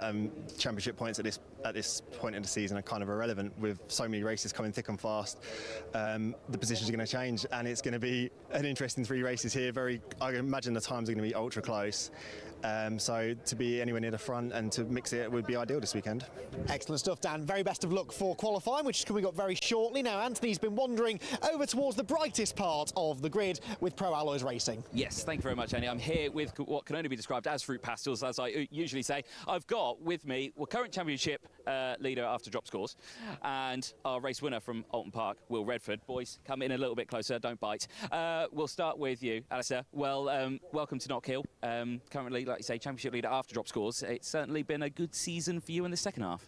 Yeah, good turnaround from the start of the season, dreadful, and then we've come on massive. And team boss Toto, wherever he's gone, he's been a massive help, and obviously Chris as well at HR, he's helped massively. JK on the boxes, just the team we've got at the minute, it's just mega. Everyone all working together. First of 3 triple headers. It's going to be a busy second half of the season, so certainly a lot of points up for grabs here. Yeah, it's just about keeping it clean around here. It's a very tight circuit. Reminds me a bit like a Cadwell Park, so yeah, we like it. It's good. Excellent. Well, let's see you try and get it up on 2 wheels on this one, yeah? Yeah, we'll try to. Excellent, good man. Let's turn our attention to Will Redford. Now, Will, first race win in the Civics at Alton Park last time out. Well done for that one. Are you going to continue that trend here at Knockhill? Well, I mean, hopefully. That is the idea, but you never know what it's going to be like. I think the whole grid is so close, especially from practice when, you've had to stop watch on certain people and everybody's doing the same time. So it's going to be interesting to see, where we all end up after quali. And then if it's wet in the races, that's going to shake it up as well. So I don't know, we'll find out, but I'm hoping that I'll be up there again. What do you think it's going to be like doing a qualifying session with 26 Civics around a tight circuit like Knockhill? I mean, it wasn't too bad through Thursday and Friday when we were testing, and I think there's probably more cars out on track then because we had the Fiestas with us as well. So I don't think it'll be that bad. If you find a space, I think you'll be all right. So yeah, I'm not too worried about that. That's what you need. That's what you need. Best of luck for it, mate. And to you, Alistair, as well. Enjoy. Fruit Pastels Unite. Let's go back over to Andy. Andy, who have you got? Well, I'm down here with the birthday boy, Jordan Brennan. Happy birthday for yesterday. How are you looking forward to your Knockhill weekend? What better place to celebrate? Yeah. It's I've never been here before. Well, I've been here before, never driven around it. But yeah, drove around here for the first time yesterday. We had no power for the first session, but it came back halfway through, so we're back to where we should be, I think. It's a mega track. Absolutely love it. Yeah. I feel like it probably suits you. You're not lacking in commitment usually. Yeah. I had a big 2-wheel moment through the chicane yesterday. It's a fun track. Your season so far, then, I mean, it's going better than last year, I suppose. You've stayed the right side of the tyre barriers so far. Are you satisfied with how it's going so far? Not really, no. We've had issues at every single round so far, so we think they're all sorted now. So it's a case of just getting on with it and seeing where we can get up to now. But think last year we were finishing the season like finishing in the top 6, and now I think my best finish is 14th so far this season. So it's not going well, but we'll see how we can do around here. It is tricky, this championship, though, isn't it? Because it does seem to take that step forward in competitiveness every season, and if you kind of take a step back at any point, it can be so hard then to get back into the rhythm. Yeah, there's been a massive step up this year. Like, I think the times we were doing last year would, again, I would have been 10 places lower on the grid this year, so it's one of those, it's every meeting everyone's getting quicker, so you've got to do the same as well, so you just got to commit to it and get on with it. Excellent stuff, Jordan. Thank you very much for having a chat with us. Now Anthony is lurking again behind us. Anthony, who have you got now? Hello, is it me? Sorry, sorry, mate. I was just being spoken to by a cameraman. Apparently, we can't go really any further than this. So, to be fair, we might need to have a chat now because apparently we're lacking in something. The wind is playing havoc with everything. But, mate, so far we've had a good chat with a lot of drivers. What are you getting in terms of atmosphere in this paddock? Mainly excitement to be here, to be perfectly honest. Like I said, not many of these drivers will have raced here too often, and it's one of those places that's just so unlike anything else that we have in the United Kingdom. I was saying earlier on that we're very blessed in the UK. We've got some true great racetracks. We go from Alton Park to Donington Park to down in Brands Hatch, but there's nothing quite like Knockhill. It's a real roller coaster ride, and the drivers are absolutely loving it, relishing the challenge as well of racing around a track where you don't get a chance to breathe, you don't get a chance to take stock of the situation, and you've got to be fully committed the whole time. Yeah, you really do, and I think I like that about some circuits, and this circuit certainly provides that. It is going to be a very exciting one. I think the whistle's blown and we're about to get going for the qualifying session, so we're going to take a short ad break. We'll be back with live qualifying for the Middlesex Sports Civic Cup.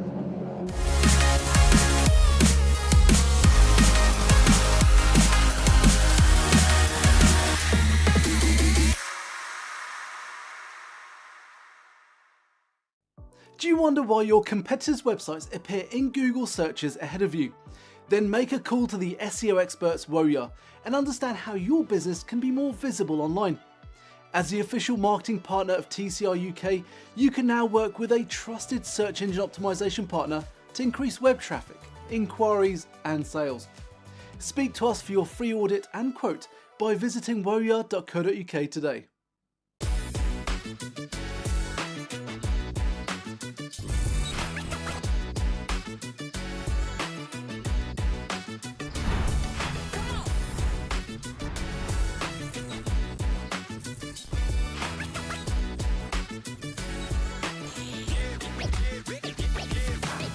For voice and data solutions at speeds that are simply out of this world, choose Maximum Networks.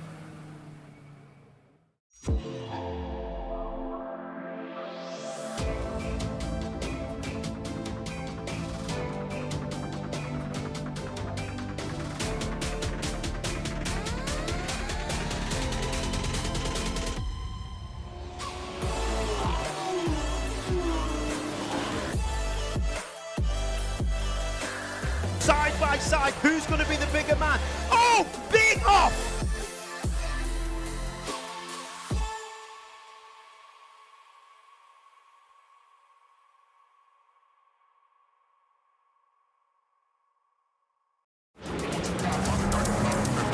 Let it go.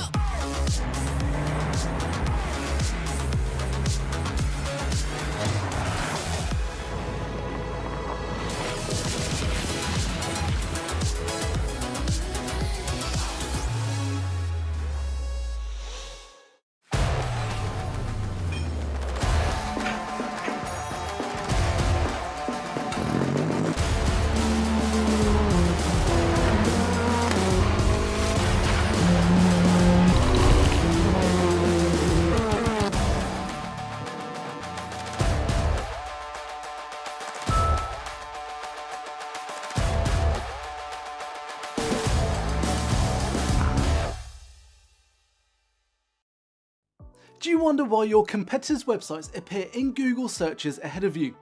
Then make a call to the SEO experts Woya and understand how your business can be more visible online. As the official marketing partner of TCR UK, you can now work with a trusted search engine optimization partner to increase web traffic, inquiries and sales. Speak to us for your free audit and quote by visiting woya.co.uk today.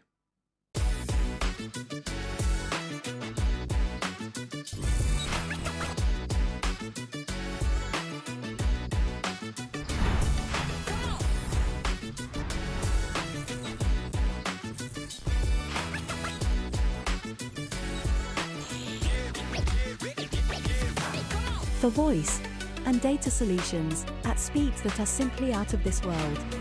Choose Maximum Networks.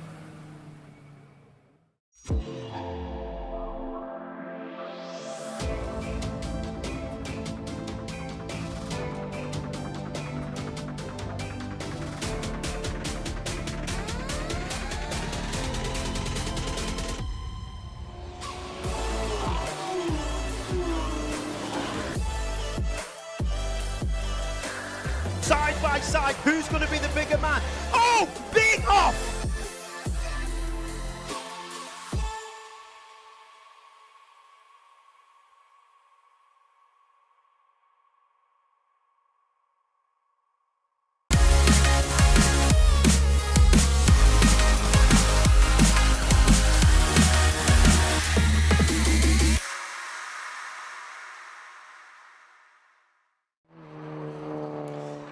Hello everyone, welcome back to Knockhill. We've made our way from the assembly area down to the commentary box, myself and Anthony Jordan. We're just waiting for the Miltech Sports Civic Cup qualifying session to begin. We've got one of our support race qualifying sessions taking place at the moment for the Audi TT Cup series.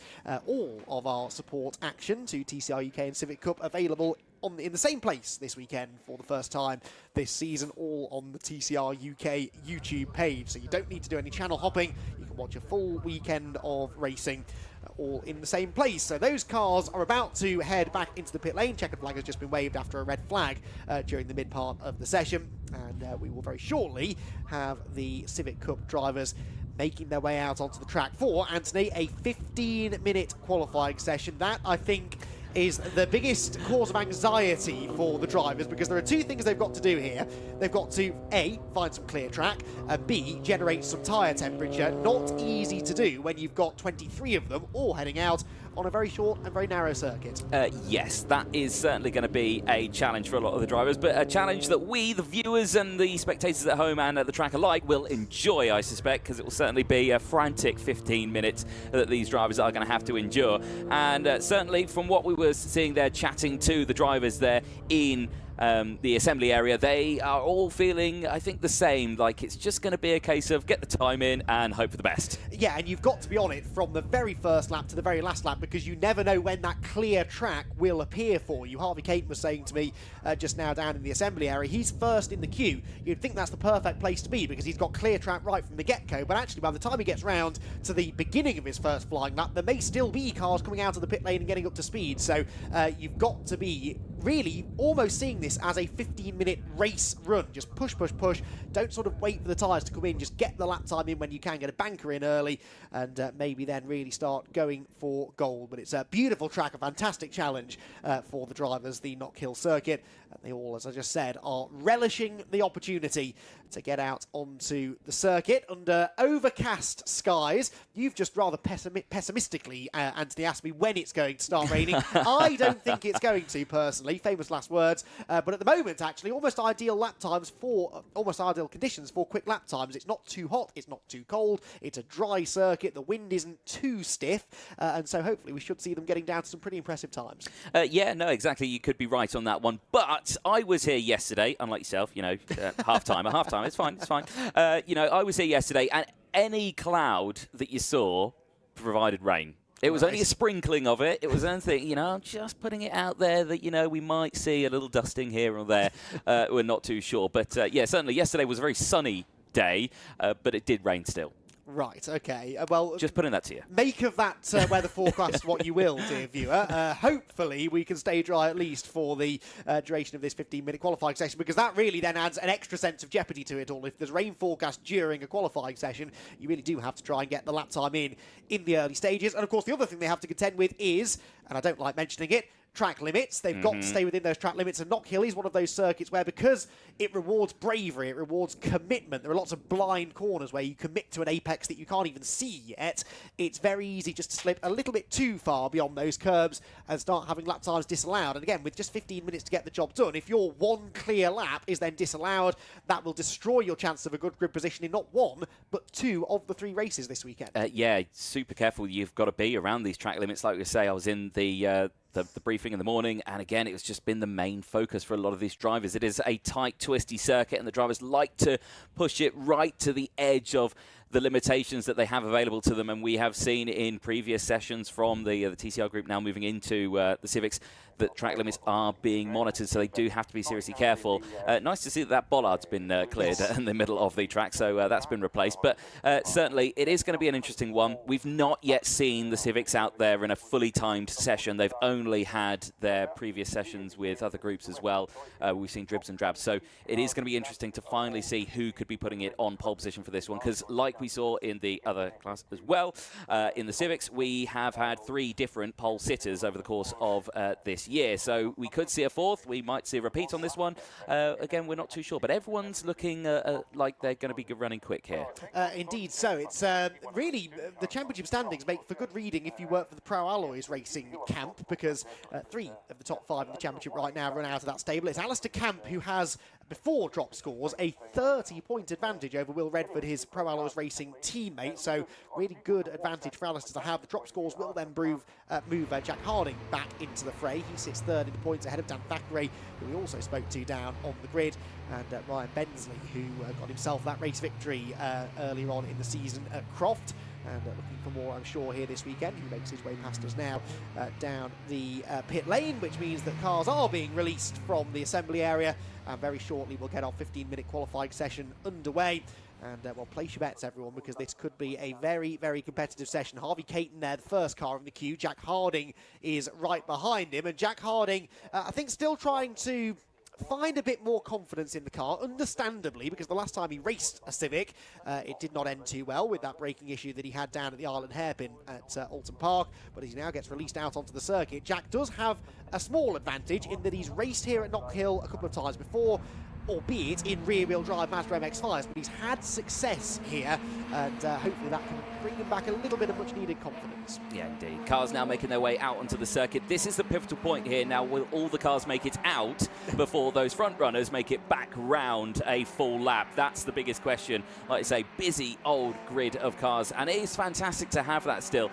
The racing for the Civic Cup is going to be mega this weekend. Always is, isn't it? We really do get treated to some top-quality one-make tin-top action. Paul O'Neill is always the first to say that this is one of his absolute favourite one-make championships in the country, and he's commentated on many of them. He's raced in an awful lot of them as well, and I know he's itching to have a go in a Honda Civic. Right then, cars making their way around towards the end of their outlap. It will take inevitably a couple of laps just to get the tyres fully up to speed, so we won't be focusing too much on sector times until we've got a couple of minutes of the session done.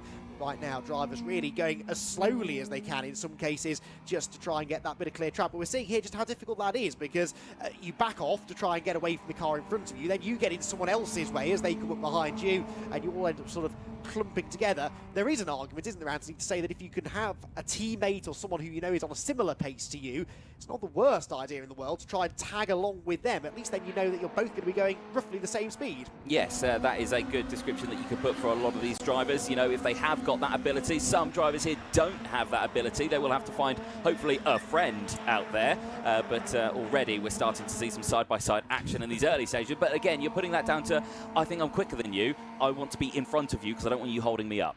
Yeah, there's a real skill, actually, to finding your place in the queue in the early stages, because you don't want to ruin your lap and somebody else's lap by overtaking them unless you feel you absolutely have to. But then once you do get past them, you've got that pressure then to perform almost, haven't you? Because if you then start holding them up, then it all starts getting a bit messy. But I think they're slowly now starting to establish a little bit of a rhythm, and it's Max Edmondson who has set the early benchmark time. Max was saying to me that I must make mention of the fact that if he gets pole position for the 2 races today, that would be 4 races or 4 qualifying sessions in a row that he has gone fastest in. He really has been the qualifying king so far this season, Max Edmondson, and he's looking rapid again here today. Alistair Camp goes second fastest for now, ahead of Will Redford. So top 2 in the championship immediately getting down to business. As a couple of cars further back just flirt with the track limits there through the left-right flip-flop chicane, and make their way towards the completion of the first sort of proper flying lap of the session. Yeah, nice time so far coming in. 12 minutes to go. So again, it is a short session that these drivers have got, and again, it is so vital that they find it already off the track. Stuart Welch there in the number 76 has not gone his way. Simon Welch's Not session, Simon Welch, sorry. unfortunately, not going to plan for the time being, but we'll see how he gets on once he gets back up to speed. Max Edmondson then with the time to beat. Sam Kirkpatrick goes second. We mentioned a couple of these local drivers who are looking to go well, but it is one of the old favourites, Alistair Camp, who now goes to the top of the tyres by 1/100th of a second, clear of that man there, Max Edmondson, the blue and yellow car coming towards us, and he's just ahead of Harvey Kate. Now remember how Harvey was the first in the queue. He's obviously dropped back a little bit, perhaps to try and find someone to work with. Maybe, and of course, how much would a slipstream have an effect on this circuit? The straights are a bit short, aren't they? I don't think they're going to have too much in for that matter, but it might help them out a little bit. Yeah, they'll get a little advantage over the main straight, but I really think it's just about being around someone who's going the same speed as you. Then you don't get this situation where you come up against someone who perhaps is a second or more per lap off your pace, and you catch them through a blind corner, and that can create a very sketchy moment indeed. Got a glimpse there of Morgan Bailey going through. Morgan Bailey only 9th fastest for now, as Liam McGill jumps into 3rd position. Liam has done a bit of one-mate racing in rear-wheel drive machinery in the past, and I believe this is his debut in the Civic Cup. He goes 3rd fastest now, ahead of Sam Kirkpatrick. Harvey Caton was 5th, but that's now 6th, because Max Edmondson goes back towards the front row of the grid, chopping and changing very frequently, as we sort of expected here in the early stages. The one man I'm particularly interested to look at, though, is the man who was leading the championship going into Alton Park, Jack Harding. How is he getting on? Well, he is 8th fastest for the time being, about 0.6 of a second or so off the pace, but I'm sure will improve as the session wears on. Yes, I'm sure it will indeed. There's 10 minutes to go left of the session, and, well, that's Gannon going slowly. Yes. Now, why is he going slowly? Is that crabbing? It looks a little bit. It could be the camera angle. Maybe he's just trying to find, again, a gap in the traffic, if not to set a fast lap in, but just to get into the pit lane, because, of course, if he gets trapped on the right-hand side of the road, it can be very difficult to get into the pits, but he's still crawling along, clearly with some sort of an issue. Can't see any damage to either side of the car, so not entirely sure, but he will head for the pit lane, as, interestingly, will Alistair Camp. So Alistair Camp fastest in the session, but not choosing to keep on logging laps. He heads for the pits, and that means the others now have a chance to try and improve upon his time. He's got nearly 1/4 of a second in hand over Max Edmondson 2nd, Dan Thackeray 3rd. Jack Harding, the man on your screen, just improved to 4th position, and he, Anthony, has won the track position lottery here, hasn't he? No one in front of him, another quick driver behind him, and this should be a good lap from Harding. Let's see, because it's a personal best in Sector 1 on this lap, so we might see an improvement. Personal best in Sector 2 as well, so looking very quick on this one is Harding, as he's only got one more corner to negotiate. And this final corner certainly is an Achilles heel for a lot of these drivers. It is certainly one that a lot of drivers have been struggling on. Jack Harding makes his way to the finish line, and he does improve, puts it up into P2 now. That is a solid time. Much more like it from Jack Harding, who's dusting off the cobwebs, getting himself back into the rhythm, and looking quick here today. Alistair Camp, after a very brief visit to the pit lane, doing his best to stay out of the way. This is why you're not really supposed to drive down the pit lane exit when you're on a flying lap, because you could come across someone who is just trying to rejoin the session. And with 8 minutes and 40 to go, our provisional pole sitter has some challenge in the shape of Jack Harding. Max Edmondson is off the track. That's down at McIntyre's, I think, so he's got it wrong through the first corner.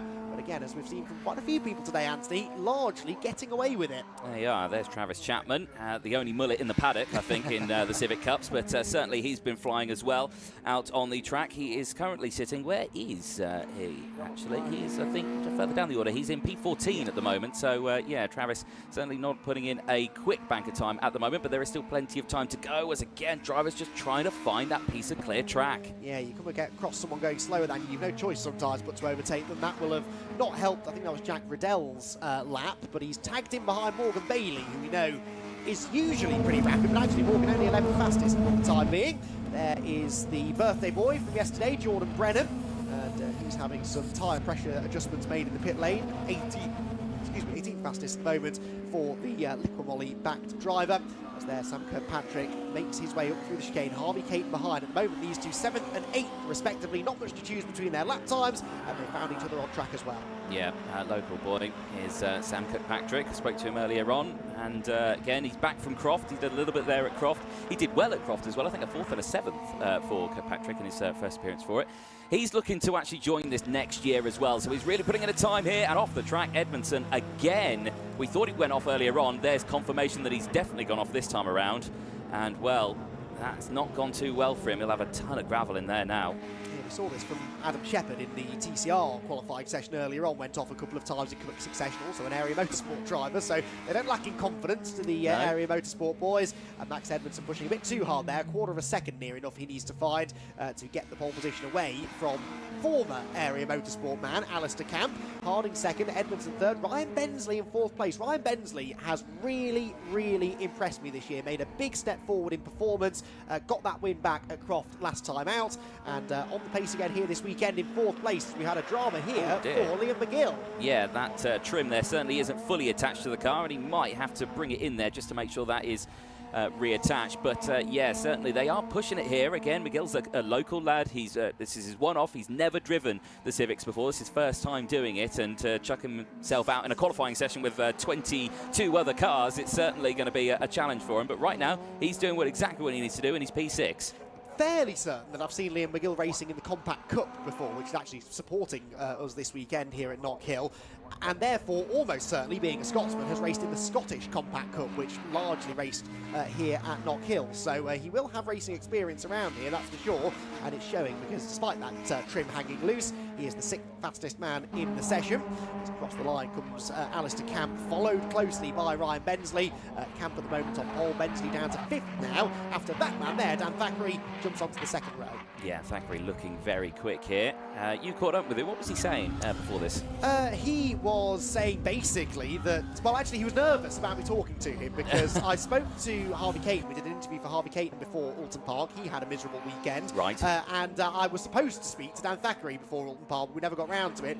He still ended up having a miserable weekend, so you can't blame me for that one. But having got over the trepidation of having an interview from me, he was really looking forward, enjoying the circuit, and said that it really is the kind of track that he enjoys racing at, and just wants to bounce back, really. Remember, qualified well at Alton Park, got turned around at the first corner, and that really pretty much was his weekend done. Fought back to 10th place in the reversed grid race. Well, didn't benefit from the reverse grid, having started from the back, down Thackeray, and he is at the moment on the second row of the grid, one of the Pro Alloys brigade going off. That's Owen Hillman.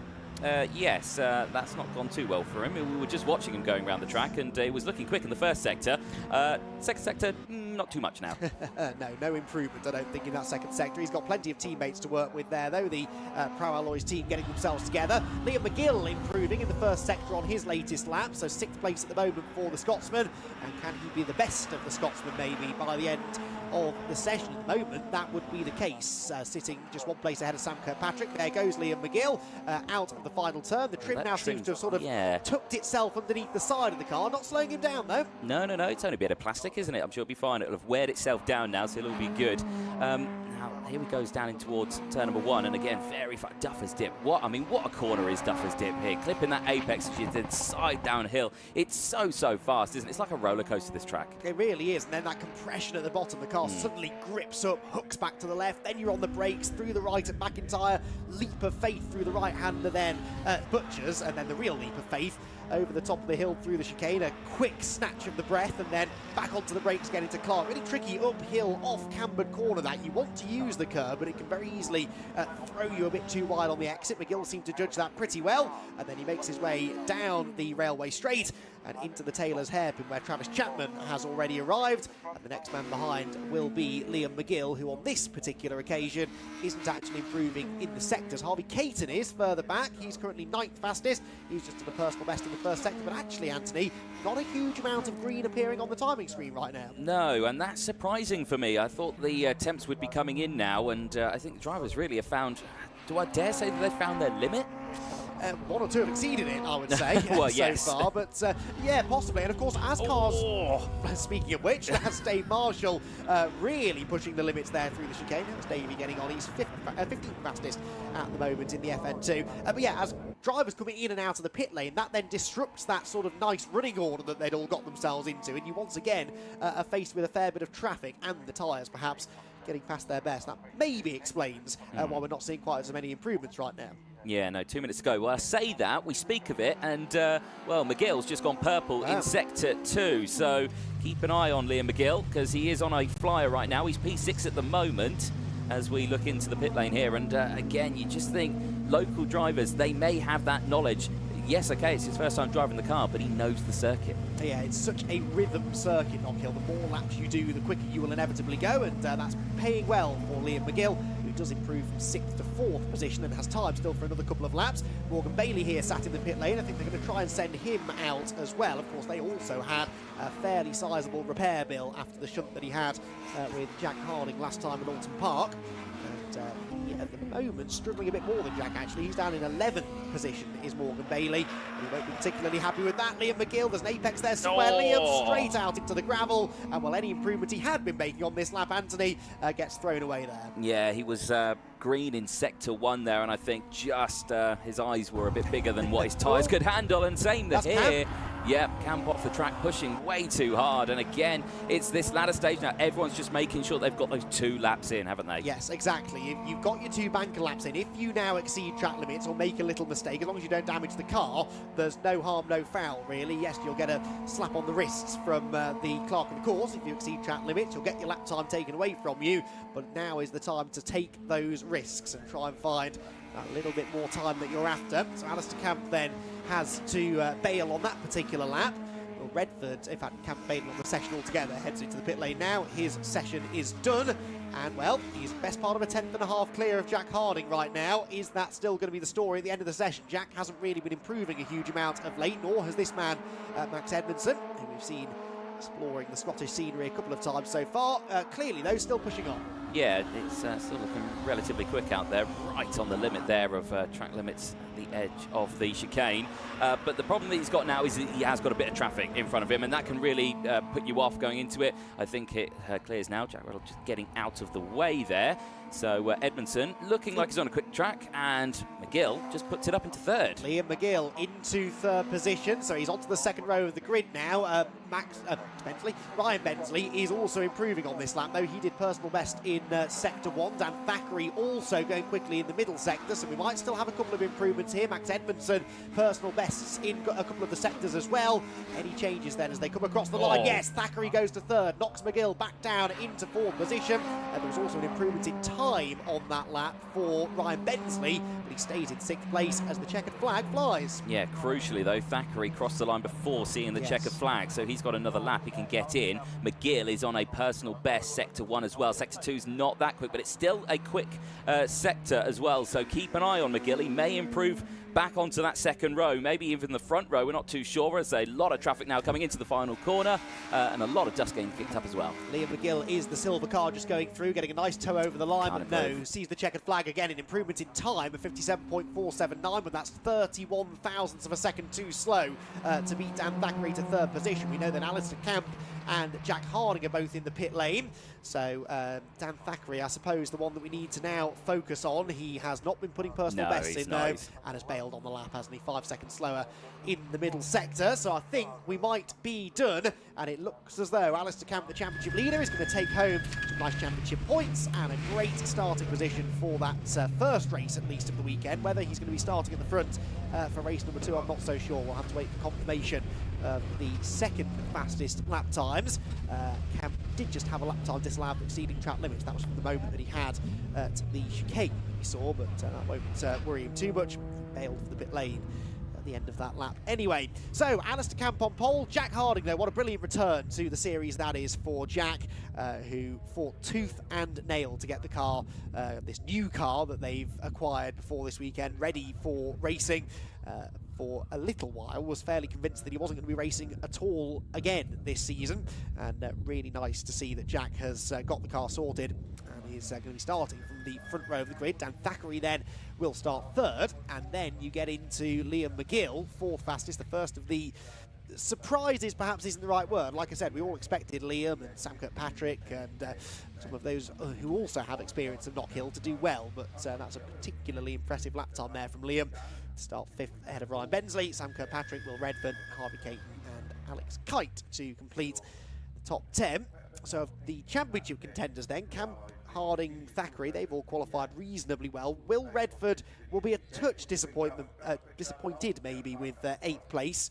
He, remember, was 2nd in the championship on total points before drop scores coming into this weekend, and 30 points adrift of Alistair Camp, and unfortunately his chances of outscoring Alistair massively this weekend just taken a little bit of a hit. and we'll have to wait and see whether he can improve in the races. He was still within half a second of pole position, because actually the top 13 runners cover by 3/4 of a second, and then the next second takes you down to the lower reaches of the top 20. So that's a fairly close qualifying session as we expected. I'm actually quite surprised to see a 10th and a half nearly between Camp and Harding at the front. Alistair Camp just managing to find that little edge over the competition, and that so reminds me of his days with Area Motorsport. He would very often do that. He would, we'd have a really, really close qualifying session, but then just that 10th and a half, 2/10 up the road from everyone was Alistair Camp, and perhaps we're starting to see him now really hit his stride with Pro Alloys Racing, who's made the move to for 2023. They've sort of put together this Civic Cup super team in a way now, with lots of former race winners and young up-and-coming drivers who can really start racking up the silverware for the biggest team on the Civic Cup grid. So, the qualifying session complete then here at Knockhill. We'll very shortly hear from Alistair Camp and find out what nicknames Anthony Jordan has for him this weekend, having come up with a couple at Alton Park last time out. And we will look forward to their first race of the day, which is going to be coming, first race of the weekend I should say, which is coming up a little bit later on today at about 4:25, roughly the time that race is due to start, and then they'll have another 2 tomorrow. Remember that you just have to tune in to the TCR UK YouTube pages this weekend to get all of the TCR, Civic Cup and BRSDC race action here from Scotland. So we've got you covered. The first race of the weekend is going to be the TCR UK opening race. Green flag time for that is 12:05, but we'll have all of the build-up for the grid walk from about 20 to 2 onwards. So be sure to tune in for all of that. We'll hear from a few of the drivers, and then we're racing throughout the rest of the day. Once again, some sweeping work to be done with the marshals there at the exit of the final hairpin. It's one of those circuits, isn't it, Knockhill, unlike some others now in the UK, where if you run wide, there is grass, there is gravel, and then there's a tyre wall. And it does mean that track limits are less of an issue here than they would be at, say, at Silverstone or something, but it means there's a little bit of extra work to be done by the volunteer marshals between sessions, just to make sure that the track is ready for the next one to get started. And that's what they're doing now. So marshals sweeping up, making sure that everything is A-OK for the first of the next of our qualifying sessions, and then the first of the races a little bit later on. Big shout out to the marshals, many of whom will exclusively work here at Knockhill, but I know there are some marshals who have travelled up from England and Wales even to be here. Lots of fans as well who have actually made the voyage up north to Knockhill, and it's nice to see that the TCR UK race meetings are now starting to develop their own fan base, and people who are happy to travel around the length and breadth of the country to follow a fantastic championship. And now with this partnership with the BRSDC, a great day of racing for them all to enjoy. So good to see a number of them here, despite the weather conditions not feeling particularly summery. And I'm sure they're all ready for racing action to commence a little bit later on.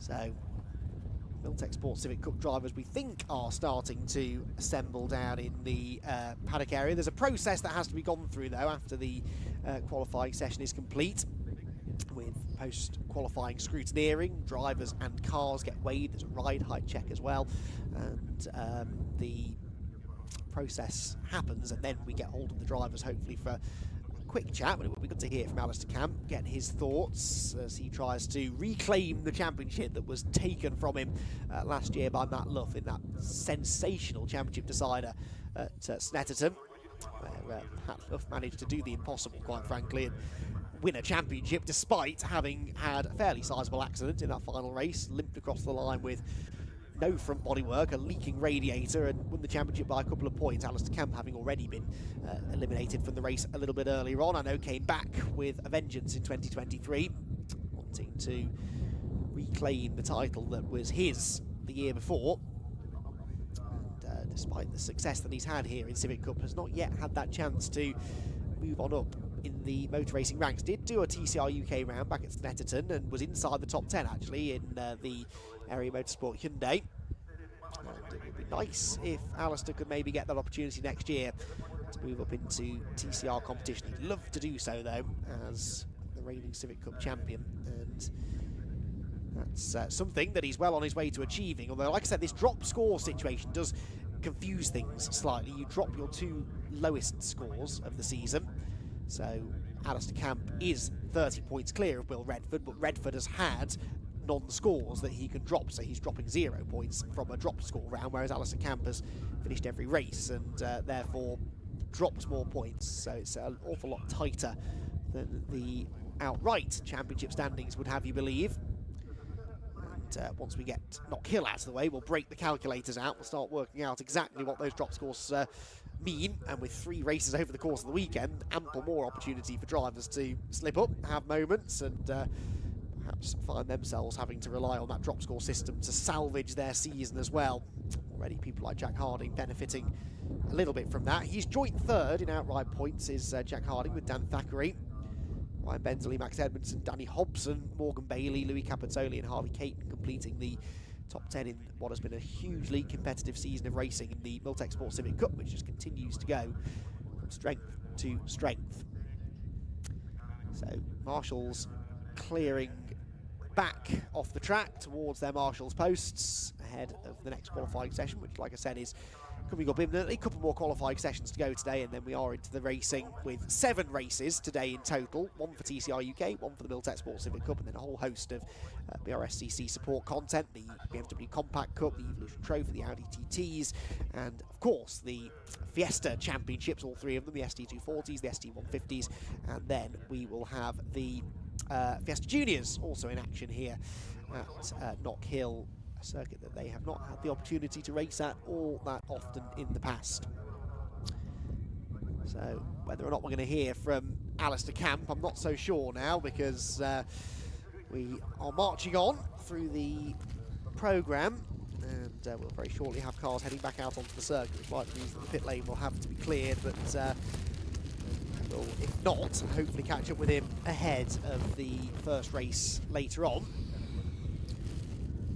Starting from pole position could be a big benefit here, for sure. We know he's got the 1 lap pace, Alistair, he's just proven that, but whether or not he's able to lead from the front and retain that lead over the course of a 15-minute race, have to wait and see. I mean, Jack Harding, in some ways, having Jack alongside him is a bit of an advantage for Alistair, because Jack, I'm sure, is not going to want to take too many big risks in the early phases of the race, or at any point of the race, just wants to try and keep that car in one piece. Jack knows that another non-finish really could be the end of his season, so he's going to be perhaps not the most aggressive driver on the grid, and that maybe fills Alistair with a little bit of hope that he'll be able to retain the lead and claim, by Civic Cup standards, a relatively easy race victory.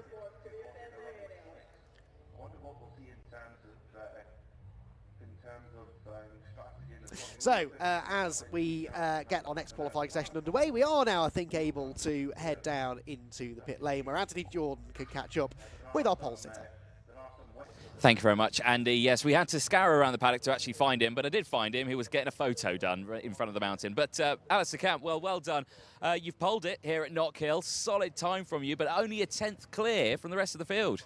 Yeah, 10th to 10th, inch or mile, winning's winning, mate. So it is what it is. We're just going to keep going from here now. So time was solid. We had more under our belt, but made a couple of mistakes and a couple of laps that should have been faster. So because we knew we had to have 2 good laps, because of the fact that our second time is our 3rd race position. So yeah, no, thrilled to bits with it.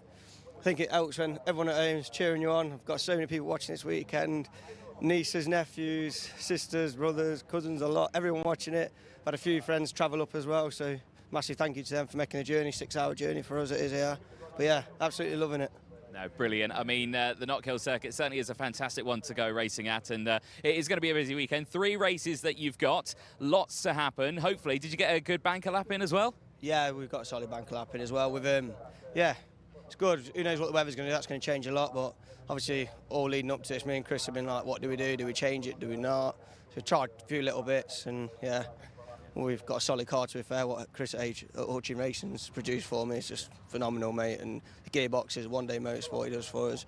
Absolutely solid. The team that we've got around us, like I say, Neil Greenland, Pro Alloys, we call him Toto Wolf, team boss. But yeah, no, just everyone, mate, that's involved.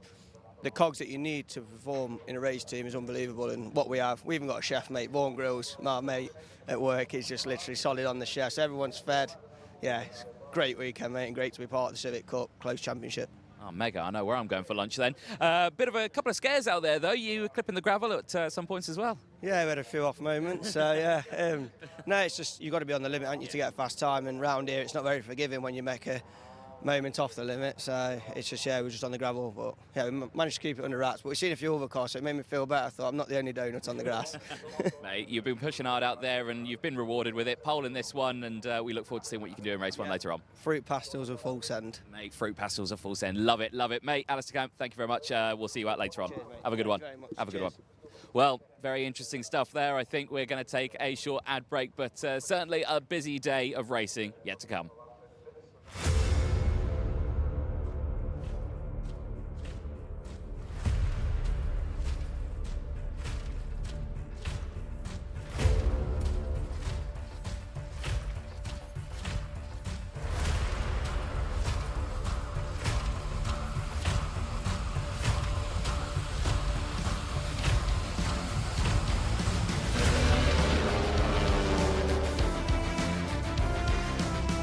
What a classy move. That was a classy move.